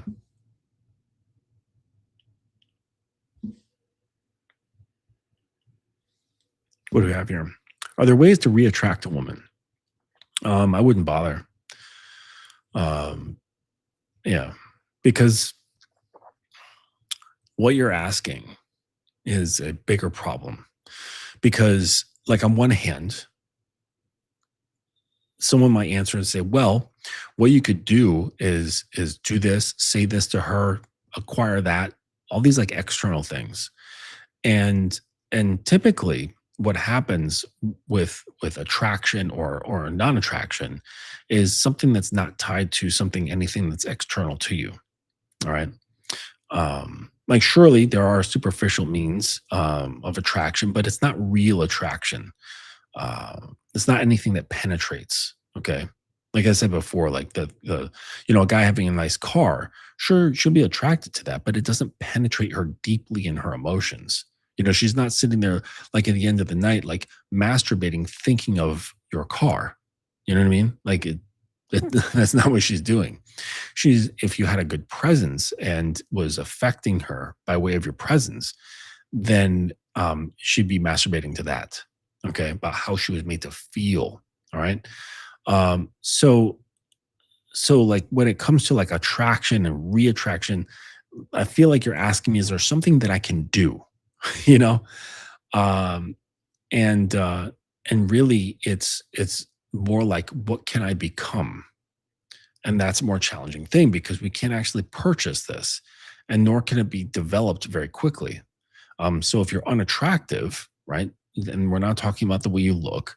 We're not talking about the clothes that you wear, right? We're talking about the kind of man you are that elicits a certain feeling within women. And if this happens a lot, where there's like a lack of attraction or quick dropping off of attraction, then it's like, well, we need to assess and evaluate and alter your character and, basically like, and your identity, because this is what's fucking up, or it's at least worth examining. And but then there's the problem of the question in and of itself, and it's like, well, why do you want to reattract someone who's not attracted to you? um, that's just a weird thing. Like, if somebody doesn't want to work in my store, then I'm not going to worry about them coming back, right? Like, if they do, cool, like, whatever. We'll put you back on the payroll, but I'm not going to spend any time thinking about you as you left. Like, if you want to leave, you leave, and I'll just replace you with another employee. I'm not really too concerned about it. So really what we have here is a problem of attachment, which is, it leans into the whole neediness conversation. Because if you consider like how many available women there are in the world, even in just your city, it's quite a few. And so it's like, if there's so many available women, like, why would we be wanting to reattract someone who has clearly demonstrated that they're not attracted? It just seems like a waste of time, at least in my opinion. But there are going to be other guys that are, there's, there are guys who have videos right on YouTube. They're like, how to get your ex back. and what they're doing is they're manipulating you, right? Because they know that there's guys out there that are hurting, that they miss their ex-girlfriend or now ex-girlfriend. They want her back, and they're placating to and manipulating those emotions so that they get their views up. It's a very insidious thing. Don't spin the block. All right. I had a girl ask me not too long ago, who knew me at one particular point in life and now knows me now. And she's like, could you see us ever dating again? And I'm like, no, because I don't step in the same puddle of water twice. And of course she didn't understand the analogy. And she goes, great, you think I'm a puddle? It's like, no, you dumb fuck. I don't think you're a puddle. I'm saying I don't recycle. I don't spin the block. I don't date the same person twice. We had our time, and I'm not going to repeat it. It's just not worth it. Right? It's just not what I do. Other guys, they might feel differently, but like, I just don't recycle. I don't recycle women. There's too many. Women of the USA are cool. Well, I could disagree. They don't mind the direct sexual approach since I live in Asia. Oh, that's right. Yeah. Whereabouts? What country do you live in? Washington. And why do you have George Washington? That was always strange. Women get offended for being direct as they think you see them as easy, hence boyfriends confront. If they have a boyfriend, right? A lot of times they don't. Depends on the country and the city, because if it's like a traditional area, right? Maybe not like a major metropolitan like Hong Kong or Saigon, Tokyo. If it's not like one of those, if one of the smaller cities, then they're going to be more traditional, and they're not going to even have boyfriends, right? He's not going to be. It's not like that. It's just different. That's been my experience, my girl's is, she's Asian, and it's just, I've been picking up some things on the customs, and I actually prefer this. Like, I prefer the temperament and the tempo that's out there, where there's not this like rush, right? Like, let's rush to get into bed and that sort of thing. Because like, I don't give away free dick, I don't give away free fucking anything. Right. So it's like, oh, you want to take your time? I'll show you what taking your fucking time is. It's like, I'm not going to rush to get into your pants. And for people like, so how I am, wouldn't really surprise someone from the East. Okay. Because I have that kind of patience. Like, I don't give a fuck. But it's interesting when dealing with American girls because they're so accustomed to these fast things, and then they try to put up their own parameters. Like, well, I don't have sex with guys for like unless like 2 weeks have gone by. Like 2 weeks. I'm at 2 months. After 2 months, I'll see if you're good enough for dick. Okay, and they're like, what? you know, it's like why am I going to give away something so precious, right? Why am I going to give away something for free that is immaculate, right? That's bullshit. So anything that's given away very quickly for free has no value. And I think of something, is there something valuable, right, that's considered valuable to a lot of people that is given away quickly and for nothing? Name something. No. Like anything that has value is not given away quickly, and there's usually a line, okay? Or there's scarcity, which is like akin to having a line. Uh, and it's not for free. It's got a cost. It's got a cost of time. It's got a cost of energy. It's got a cost of money. It's got a cost of something. So you're giving away dick quickly for free just means that you don't value your dick. You don't value your time. You don't value your attention. You don't value anything about yourself. You're so ready to give it away for free. So like anyone who's willing to take it. Yep. The screams neediness. The impulsivity screams neediness, which implies that your cup is not full of self, right? You're looking for her to solve a problem within yourself. And that goes back to what I was talking about before, using the improper tool. You've got this issue within yourself and you're looking to solve it with the presence of a girl. Like that's the wrong tool. The right tool is a mentor or a psychologist or whatever, use mental tools to solve mental problems, right? The girl is a different thing, right? That's more so like I want babies, so I'm going to bring this thing in here that allows me to have babies. That makes more sense. Yes, that's where the need is. If you don't have that need, like I've already got my kids, so my current girl, like she's here because I want her to be here. She serves a purpose of being a road or a conduit for me to express myself. Because it's hard for me to express fully like all of my dominance and my creativity if there's no one there to kind of receive it. So like that, so I need her to be there. And like in order to kind of complete that circuit. So, but I don't know. I don't like American women anymore. They're a pain in the ass. They're promiscuous, right? But I don't know. They just have no values. They don't stand on anything. There's no sense of family value. It's gone.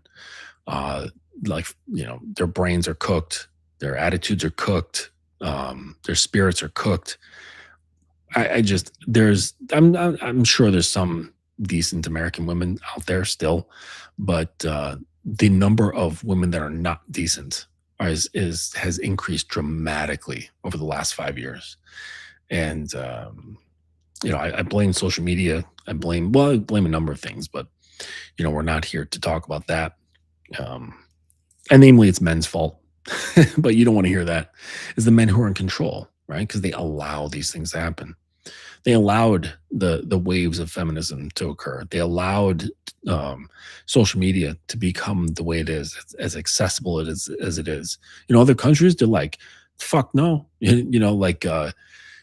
Like for example, like Telegram is one of the number one apps for like transferring like porn and scams. Okay, like money scams and porn. And so Vietnam, they're like, no, fuck this. No, Telegram's illegal in this country. And no phone has the ability, like unless you have the only way to do it is to get a VPN, right? And not everybody can pay for a VPN or wants to deal with that hassle, right? But Vietnam, the government was like, no, fuck that. We're not allowing Telegram. So basically no phone can operate Telegram. But there's a number of those things, right? Because the men are like, no, it's not fucking happening here. And America, we're just like, oh yeah, like, hey, whatever makes you happy, whatever makes you feel special, you know, hey, as long as it makes money, we'll let it happen here. Okay. and and that's part of what makes us fantastic, but also makes us a piece of shit at the same time. You know, you can make a lot of money in the United States, but also you can be incredibly unscrupulous, and no one's going to bat an eye. You can fuck over tons of people for the sake of making money or becoming famous or what have you. And you know, like some people will be like, "Oh, that's terrible," and then other people, most people, are just not going to give a fuck because they're on their own path of selfishness and getting theirs. So it's there's no sense of community whatsoever here. Not at all. Like there used to be. Like there used to be like real patriotism that wasn't like fueled by war or anything like that. It was like there was people who really loved this country, and we've just basically become a nation of degenerates, like just that are like impulse driven degenerates. It's not good. In a few years, I'm leaving, actually, Mr. Washington. I'm leaving to go to the East. I'll be moving to Southeast Asia. I don't know, maybe Vietnam, maybe Thailand. But yeah, this nation's cooked, and it's not getting better. It is not getting better. I mean, and probably until like AI takes over and is basically like, no, you humans had done enough. Okay, just sit down. We got this. All right, you can be messy little children in your play in your sandbox, and we'll, the grown ups here that are now the AI, we will take care of everything and make sure everything's cool. You can now just kind of drink yourself into a stupor, and we'll keep society going. You know, yeah. The wanting to reattract a woman is you desiring her more than her desiring you. Yep. Yeah, that's bad. How about reattracting yourself? Right? Like making you attraction or attractive to yourself. That would be the right thing. How do you feel worthy of what? I don't know. I'm used to only feeling worthy when I'm hooking up with a woman. Wow, that's not a good thing. But what is good is that you're aware of it. That's a really good thing. As soon as I'm not sleeping with anyone, I feel like a loser. How do I go from into a healthy mentality? Well, I think it's first helpful to understand like where that all began. Okay, so it's not going to solve it, but it helps understand the getting an understanding of the lay of the land. Okay, so where did you come to the understanding that being accepted by women or the female archetype was valuable to you? Like, where did that feel special? So I would look back at like your relationship with your mother, or whatever sort of like influential female in your upbringing, and this will kind of give you clues about where you started to learn this thing, where like your value came from their acceptance of you.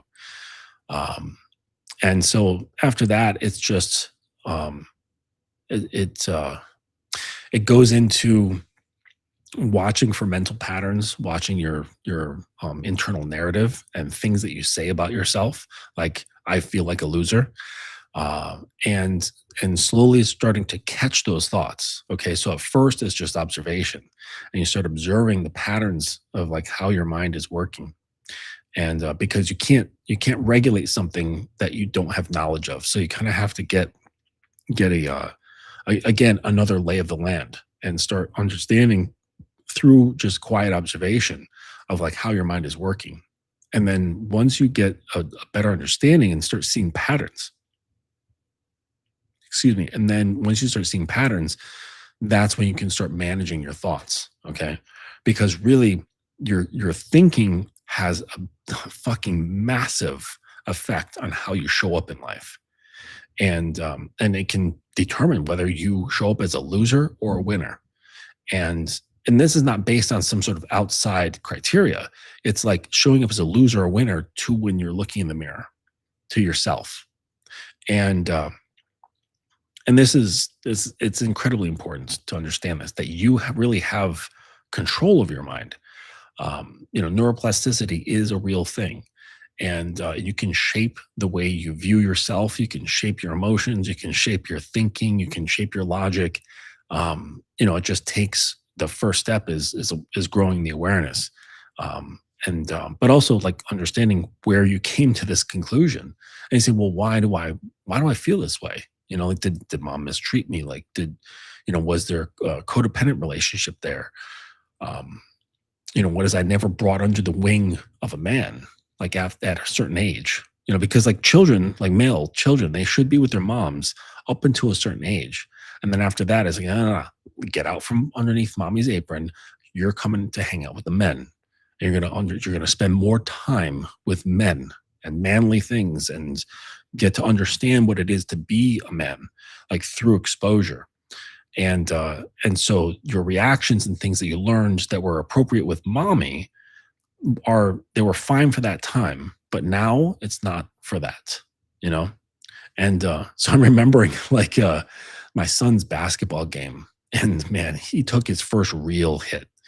And there was this kid, I mean, like this kid, he really shouldn't have been playing on this other team. He was like, he was the coach was kind of like taking advantage of a system, and they found a loophole sort of with like ages and things like that. And the kid was 17 playing on the JV thing. So he's like 6'2", like muscular and shit. And everyone like was like, why is this kid not playing varsity basketball? Like he's playing against kids in middle school. And this kid was driving. Like he was very good, but at like a high school level, okay, driving. And my son, he like kind of posted up as like for defense, and he caught a shoulder directly in the chest. Did it knock him down? I can't remember if it knocked him down, but it was as the kid was running for a layup, and just bang, there's caught a hard shoulder in the chest. And I saw him. I looked at his face, and I saw the wave of like, I want to cry, right? But then he saw me, and I was just looking at him. I wasn't like, you better not fucking cry. Like it wasn't like that. I was very neutral, and he saw me, and I saw him go, and he like absorbed it like a sponge, right? And it's like if this had been years earlier, and if it was mom instead of dad, it would have been a totally different thing, right? Because it would have been utilizing that like, oh, it's okay, honey. Like, oh, come here. Like, let me give you a hug, right? Like that's fine for that age, but now he's coming into an age, it's like a young teen where you got to start operating differently. You have to become resilient. And so you got to get trained. And so it's like if a boy isn't brought into that world of developing like emotional resilience and physical resilience and mental resilience, then it's going to be easy because there's going to be gaps, right? And a lot of times, guys, just like you, learn to fill those gaps with women because they feel good, right? So we get like these endorphins and the dopamine and all this stuff. You're like, "Ooh, I feel great," and that takes the place, that drug, that swath of drugs being like laying over our minds, kind of it sort of like smooths out those potholes that should be filled with ourselves, right? That have been left there psychologically by like just things that have not been developed. And so that's why when they're not present, we don't have that wave of chemicals to make us feel better. And along with like, associations and psychological crap, not just the biochemical, um, then those holes become very apparent. And then we're like, oh, I feel low. I feel bad about myself. So I think it would be best to kind of look into your past and understand these things and start regulating your own emotions, rather than say like a PUA and saying, well, how about I just get better at picking up women and then I never get to experience the potholes. But that's not going to make the potholes go away. Okay. You're just going to be so high all the time that you don't recognize them. And so I don't think it's a good idea becoming a drug addict when it comes to women, right? That's, you know, yeah. But anyways, hope that helped. Yes. If men think giving dick for free is seen as you don't value dick, then why are you associating yourself with a woman? Are you a woman? Are we the same? Are we equal? Do you think women giving sex easily would think they don't value their body? I can't speak for women because I'm not a woman. And I don't associate myself with women, nor do I compare myself with women because we are not the same at all. You sound like a young guy. You sound like a young dude who's been plagued with this egalitarian sameness sort of thinking. Um, don't compare yourself to girls. Compare yourself only to yourself of that was yesterday. That's what which was yesterday. That's the only self that you need to be comparing yourself to, not any other self. And if you're the same, well, then figure out how to change it. And it's not going to be changed with girls, right? Girls are not the solution to any problem, not at all, right? Unless you want children, and then that's the only solution, right? Because you don't have a uterus, and we haven't quite perfected artificial uteruses. So you need a girl for if you want kids, but that's about it. All right. Um, yeah, I don't know. I mean, if you want to compare yourself to girls, you can, but I promise you, it's not going to be anything worthwhile. Um, yeah, I don't really think about that. Um, it's sure. I mean, if well, I'm thinking about this like, well, let me think about this honestly. Like my daughter. Okay, so yes, I have told my daughter the same thing. All right, like don't give yourself freely to just about any guy because he shows interest. Um, because a uh, there is a psychological there's psychological cost to girls when they share their bodies a lot. And I have a show. If you're interested in any of that stuff, if you're, I don't know, psychologically inclined, it's a bit heavy in the science and the sociology, but I have a show. I can't remember the name of it, but it dives into pair bonding and things like that. And yeah, there's when it comes to average guys, okay, um, if the women are are getting around a lot and they're basically setting up their nervous systems to not easily bond with regular men, okay, then the only men that they can bond with are either men who provide a very intense experience or men who know what they're doing to get into their heads to then circumvent those things to then make them attached. um, and that's very few. Like both of those guys are very small percentage of the male population. Like most guys are just like average dudes who don't know what the fuck they're doing. And so women getting around with multiple sex partners, it ruins it for the vast majority of dudes. Because those guys are just like, hey, I don't know how to like do this like fucking Jedi mind trick connection thing, and I'm not toxic, so what do I do? You know? So I get that. Um, and so I've got a whole other show that talks about how women sharing their bodies with multiple men affects their ability to connect. But what it is, it has more to do. It's nothing spiritual. It's not. It's really having to do with their nervous system and the nervous system being conditioned for a certain type of stimuli. And the thing is that if you do become one who knows what they're doing, you can, because of neuroplasticity, you can rewire one's nervous system, like someone else's nervous system. But then that begs the question: why would you want to? Right? Like, why is that girl so special that you're going to take the time and energy to rewire her nervous system? Right? Like, why not just find a girl who doesn't need that in the first place?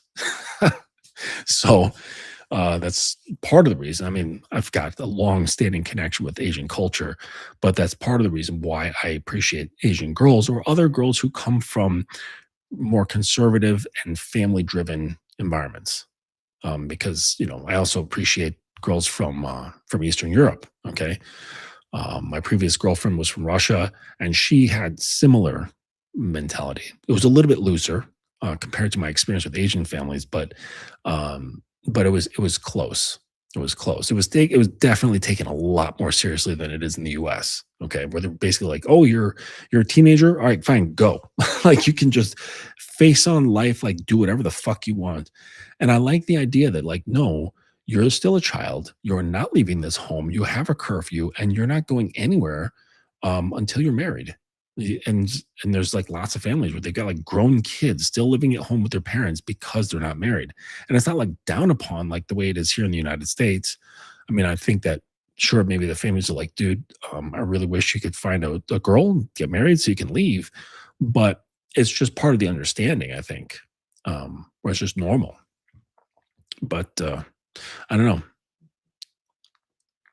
Fuck around, fuck around with American women and find out. Um, hey, Iceberg, good to see you, man. What does a man's dark side do to cultivate the dangerous part of himself? Well, the dark side is it the dangerous part is cultivated out because of authenticity. So the dark side has to do with the things that you don't like about yourself, that you'd rather not be there, things you don't accept, things you're not proud of. And you're wondering, well, if I were to incorporate that stuff, how does that cultivate the dangerous part of me? Well, what makes you dangerous is authenticity, right? Because society is really dependent upon everyone following a basic set of rules and these like social norms and just like basically like go along to get along, go along with the flow, go along with the blueprint so that we can get along.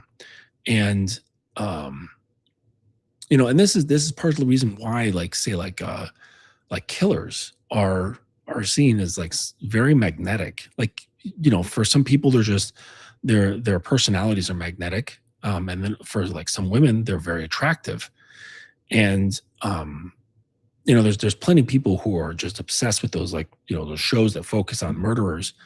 And it's not only women who are attracted to them. Like there's all kinds of people who are interested in those people because they're just like so far out of the social norm. They're so I don't know, just authentic, even though they're psychotic, but they're authentic to their whole thing, right?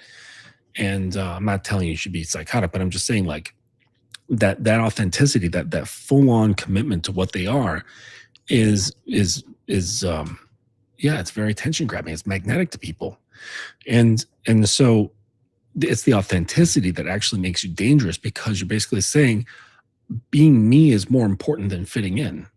And that's kind of dangerous. Okay. I've always said that the most dangerous person on the planet, now, of course, this is a different kind of danger that we're talking about, but the most dangerous person on the planet is a free thinking man because he has a strength and capability and, the skill potential to do serious things. And so if he's free thinking and is capable, well, that's a dangerous combination for the system. Right? Like that's unpredictable. Like, no. We need quiet, obedient men. We need quiet, obedient males who don't think outside the system, that kind of go with everything. They're not dangerous, right? Because they're predictable and they're nice. And, we can feed them Netflix, we can feed them candy bars, we can feed them porn, and just kind of keep them docile, right? Keep their balls empty, keep them docile, keep them kind of in this malaise, right? Keep them, employed, if maybe, because social suffering is a great way to control men as well. But not so much that they want to create a solution to their problems, right? But yeah, so it's like that's what makes you dangerous, right? Is becoming a free thinker, becoming resilient, becoming self-reliant, becoming capable, right? Becoming a competent man. This is dangerous, right? But also it has to do with integrating that shadow, becoming very familiar with yourself. This is, it sets you apart. And when it comes to attraction, like girls like things that are set apart. They like ooh, what's that shiny thing over there, right? Instead of just everything that blends in, okay? Like women, Kate Bland. They don't, like I was saying, like the food that I was eating in the temple, they do not like eating boiled chicken and boiled rice and boiled vegetables. With no seasoning. Like they want that salt, they want that pepper, they want that fucking hot sauce. They want like all those things, right? They like the excitement, the variety, and so on. And just by being authentic through, all the things, it's very attractive. But don't do those things to be attractive. Okay. Do those things because you need to liberate yourself and liberate yourself from the confines of conditioned society. That's why you should be doing it. And it just so happens that it's attractive to women. Okay. But if you do this shit for girls, you're fucked, you know. Yeah.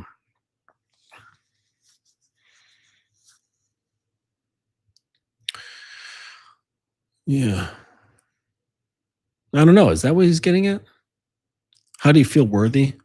Yeah, I don't know. But Max, I mean, to Uncle Guns's point, there's a free consultation option. It's in the description of this video. On all my videos, the link is there. It's for Calendly. So it's a free 30 minutes and we can talk more about what's going on. That's really how that should be dealt with. Dangerous side. Oh, what's up, Efren? Soon all modern pregnancies will be done by incubators. I think so too, because the population issues, like globally, is going to be a problem. Yeah, because just people are not, like, Japan is fucking done. I mentioned this a lot. Like they've gone past the tipping point. Like right now, I think if every eligible body that could become pregnant, like morally or not, were to get pregnant, I don't think that would make enough babies to maintain the infrastructure in Japan right now. So they're elderly. The amount of elderly is outweighing the amount of newborns.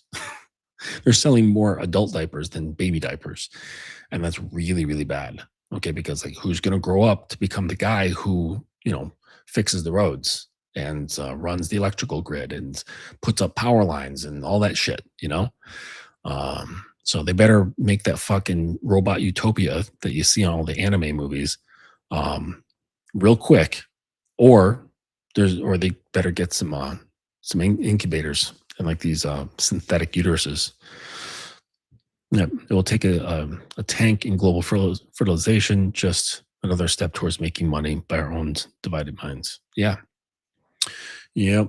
But I think we're going to need it, right? Otherwise, like just globally, the infrastructure is going to fucking crash.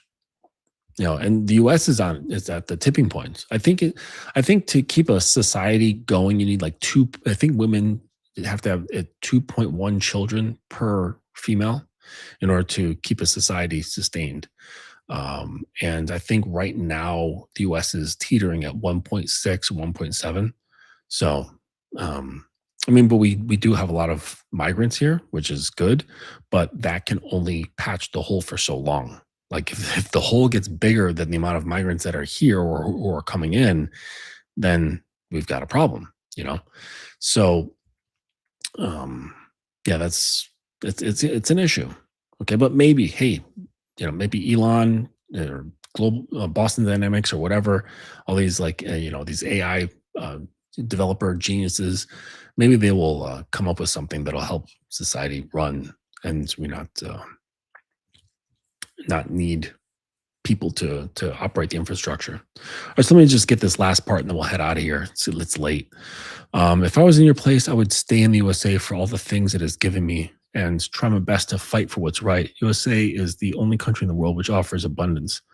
Abundance is a mindset, and oftentimes we are trapped by the things that we own. There's this old Buddhist phrase, or at least I think it's Buddhist, that says, well, what is it like? We don't own the things that we have; the things own us. Something along those lines.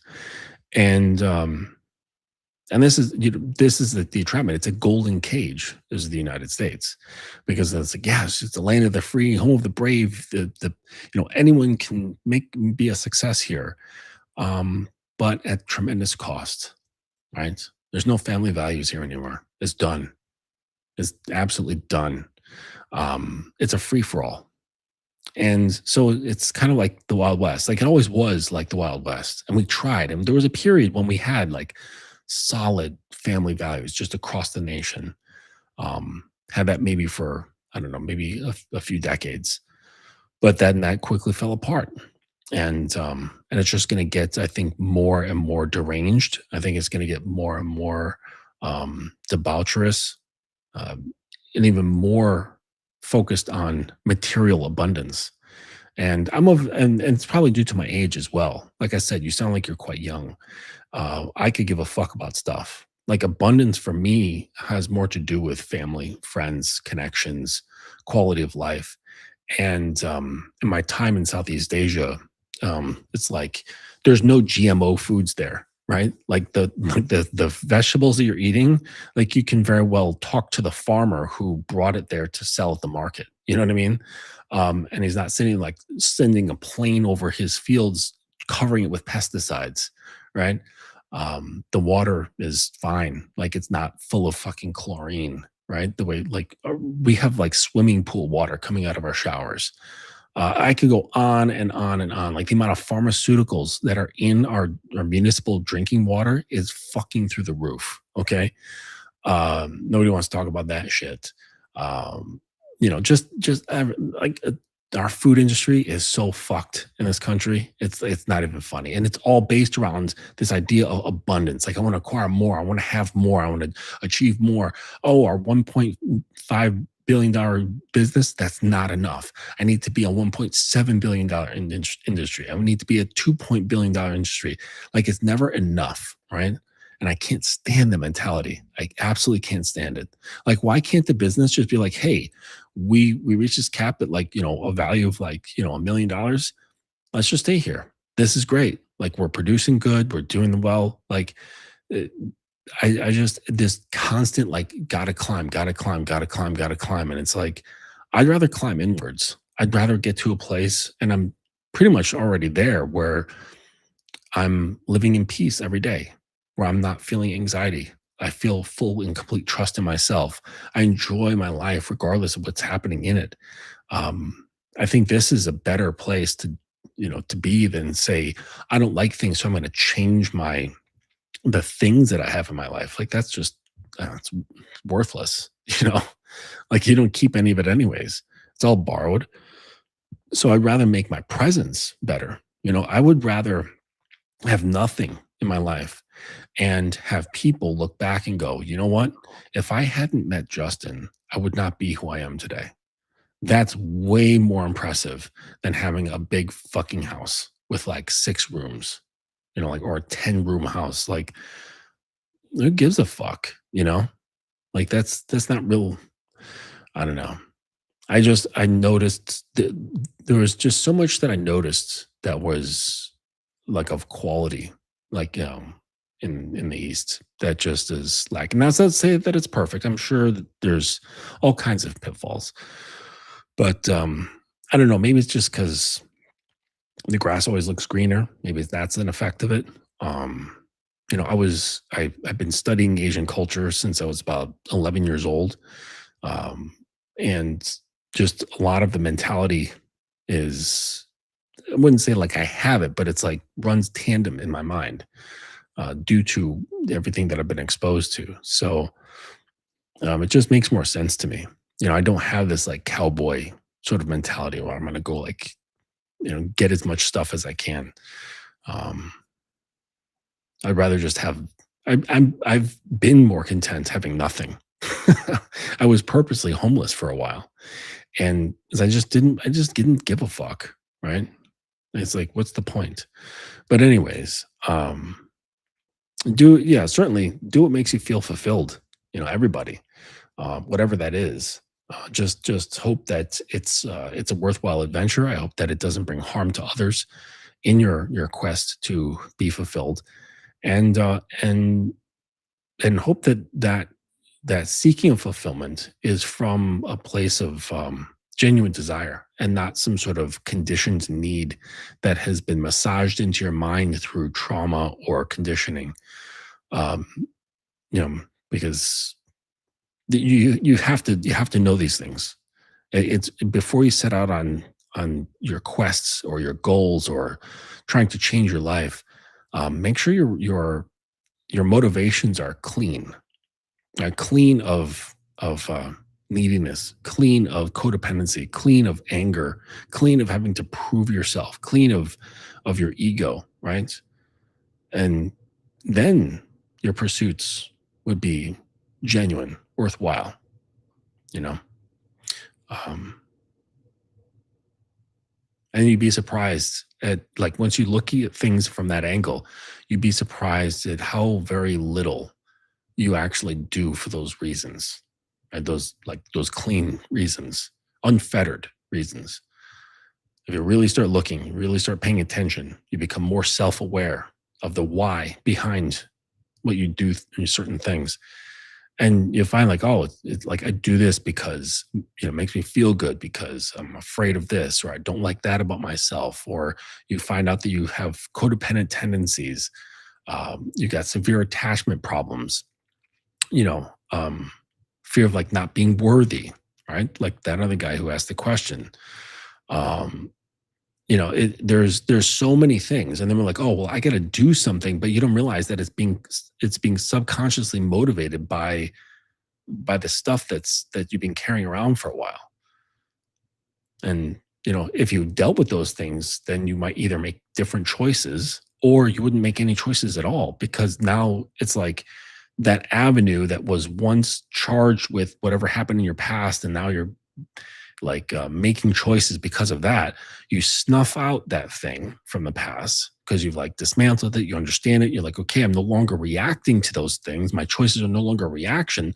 So now that entire pathway dries up, and you're no longer doing anything in that direction. And it's like, oh, well, I really don't have to do anything at all, because I was fueled by fear. I was fueled by, this itch to fill something, when really I was just having a gap in the relationship to myself. Because the thing is that, when you become more grounded and full of self, you need far less. You need to do less, have less, speak less, think less. Like, you just are, you know, like a deer in the woods, or a toad sitting on a lily pad, like, well, a frog on a lily pad. Toads sit in the woods, don't they? But yeah, you become just, more integrated into life, rather than like something who's like fighting through life. It's a weird sensation. Granted, again, I'm coming at this from a guy who's lived almost 50 years. And, I've had my phases, and I've come to a position where, I realized letting go of things actually improves my life. Letting go of things makes my mind stronger, makes my heart stronger, makes my body stronger.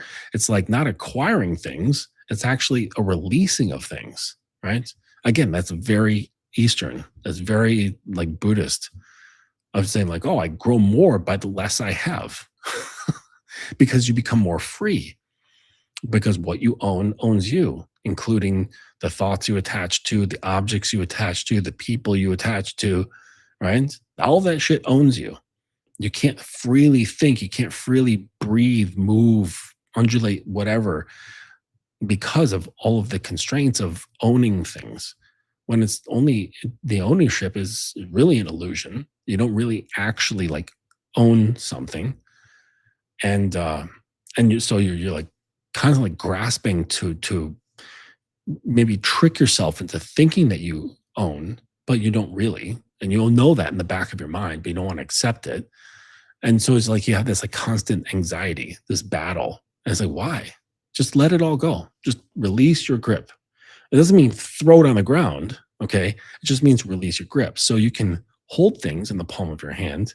It just means let go of the fucking white knuckle grip that you have on things, including yourself, right? Your ego, your identity. Like, it's all fucking made up shit. Everything is made up. All right. The whole system, the system in which you live, culture, all this stuff, it's all made up stuff, right? I'm not saying burn it to the ground. I'm not saying throw it in the gutter. I'm saying just simply relax your grip on things. And I promise that so many things will be easier. Relax your grip on girls. They're not worth gripping that hard. Okay. Unless you're like gripping on the throat and want to be smacked in the face and called a dirty little pig. But that's different. you know, that actually comes about from releasing your grip. It's funny how that works. All right. It's getting late. I'm going to get punchy and I'm going to start talking about weird stuff. So we're going to pull this to a close. Pull into a close. I appreciate you being here. Working with me for this long. Please make it a point to go over to the website, thedominanceacademy.com. Grab yourself one of the tutorials. The section is just full of like audios that are a single lesson that will teach you, just one particular item. Instead of like the shows here where we kind of like blend in a whole bunch of different things and it can kind of be a little hard to follow. These are just singular lessons on one specific topic. So most of that is like mental stuff, and I produce those regularly. So they'll be filling up and filling up. Eventually, that page will be quite large. So there's that free consultation. It's a big yellow button on the main page if you want to talk about whatever. And then also I've got my books and the Amazon. You can just follow the links in the description or in the chat here. Or just go into Amazon and just type in the Dominance Academy in the search bar and my books will come up. I've got 3 there: How to Be a Dominant Lover, the Codex of the Sovereign Order, and the Annals of the Yielded Queen. The 2 latter books, they're more philosophical, more spiritual aspects of dominance and submission in the form of chapters and verses, much like a Bible. And so it's just the sort of thing that you kind of keep around with you as for a philosophical insight that you can kind of just open up to any page and read it and read that passage for the day, and it will give you some insight. And I promise it'll give you something to walk away with. And that will be helpful for every day. So that said, we're going to pull this to a close. And yeah, that'll be that. I'll see you on the next one. Take it easy.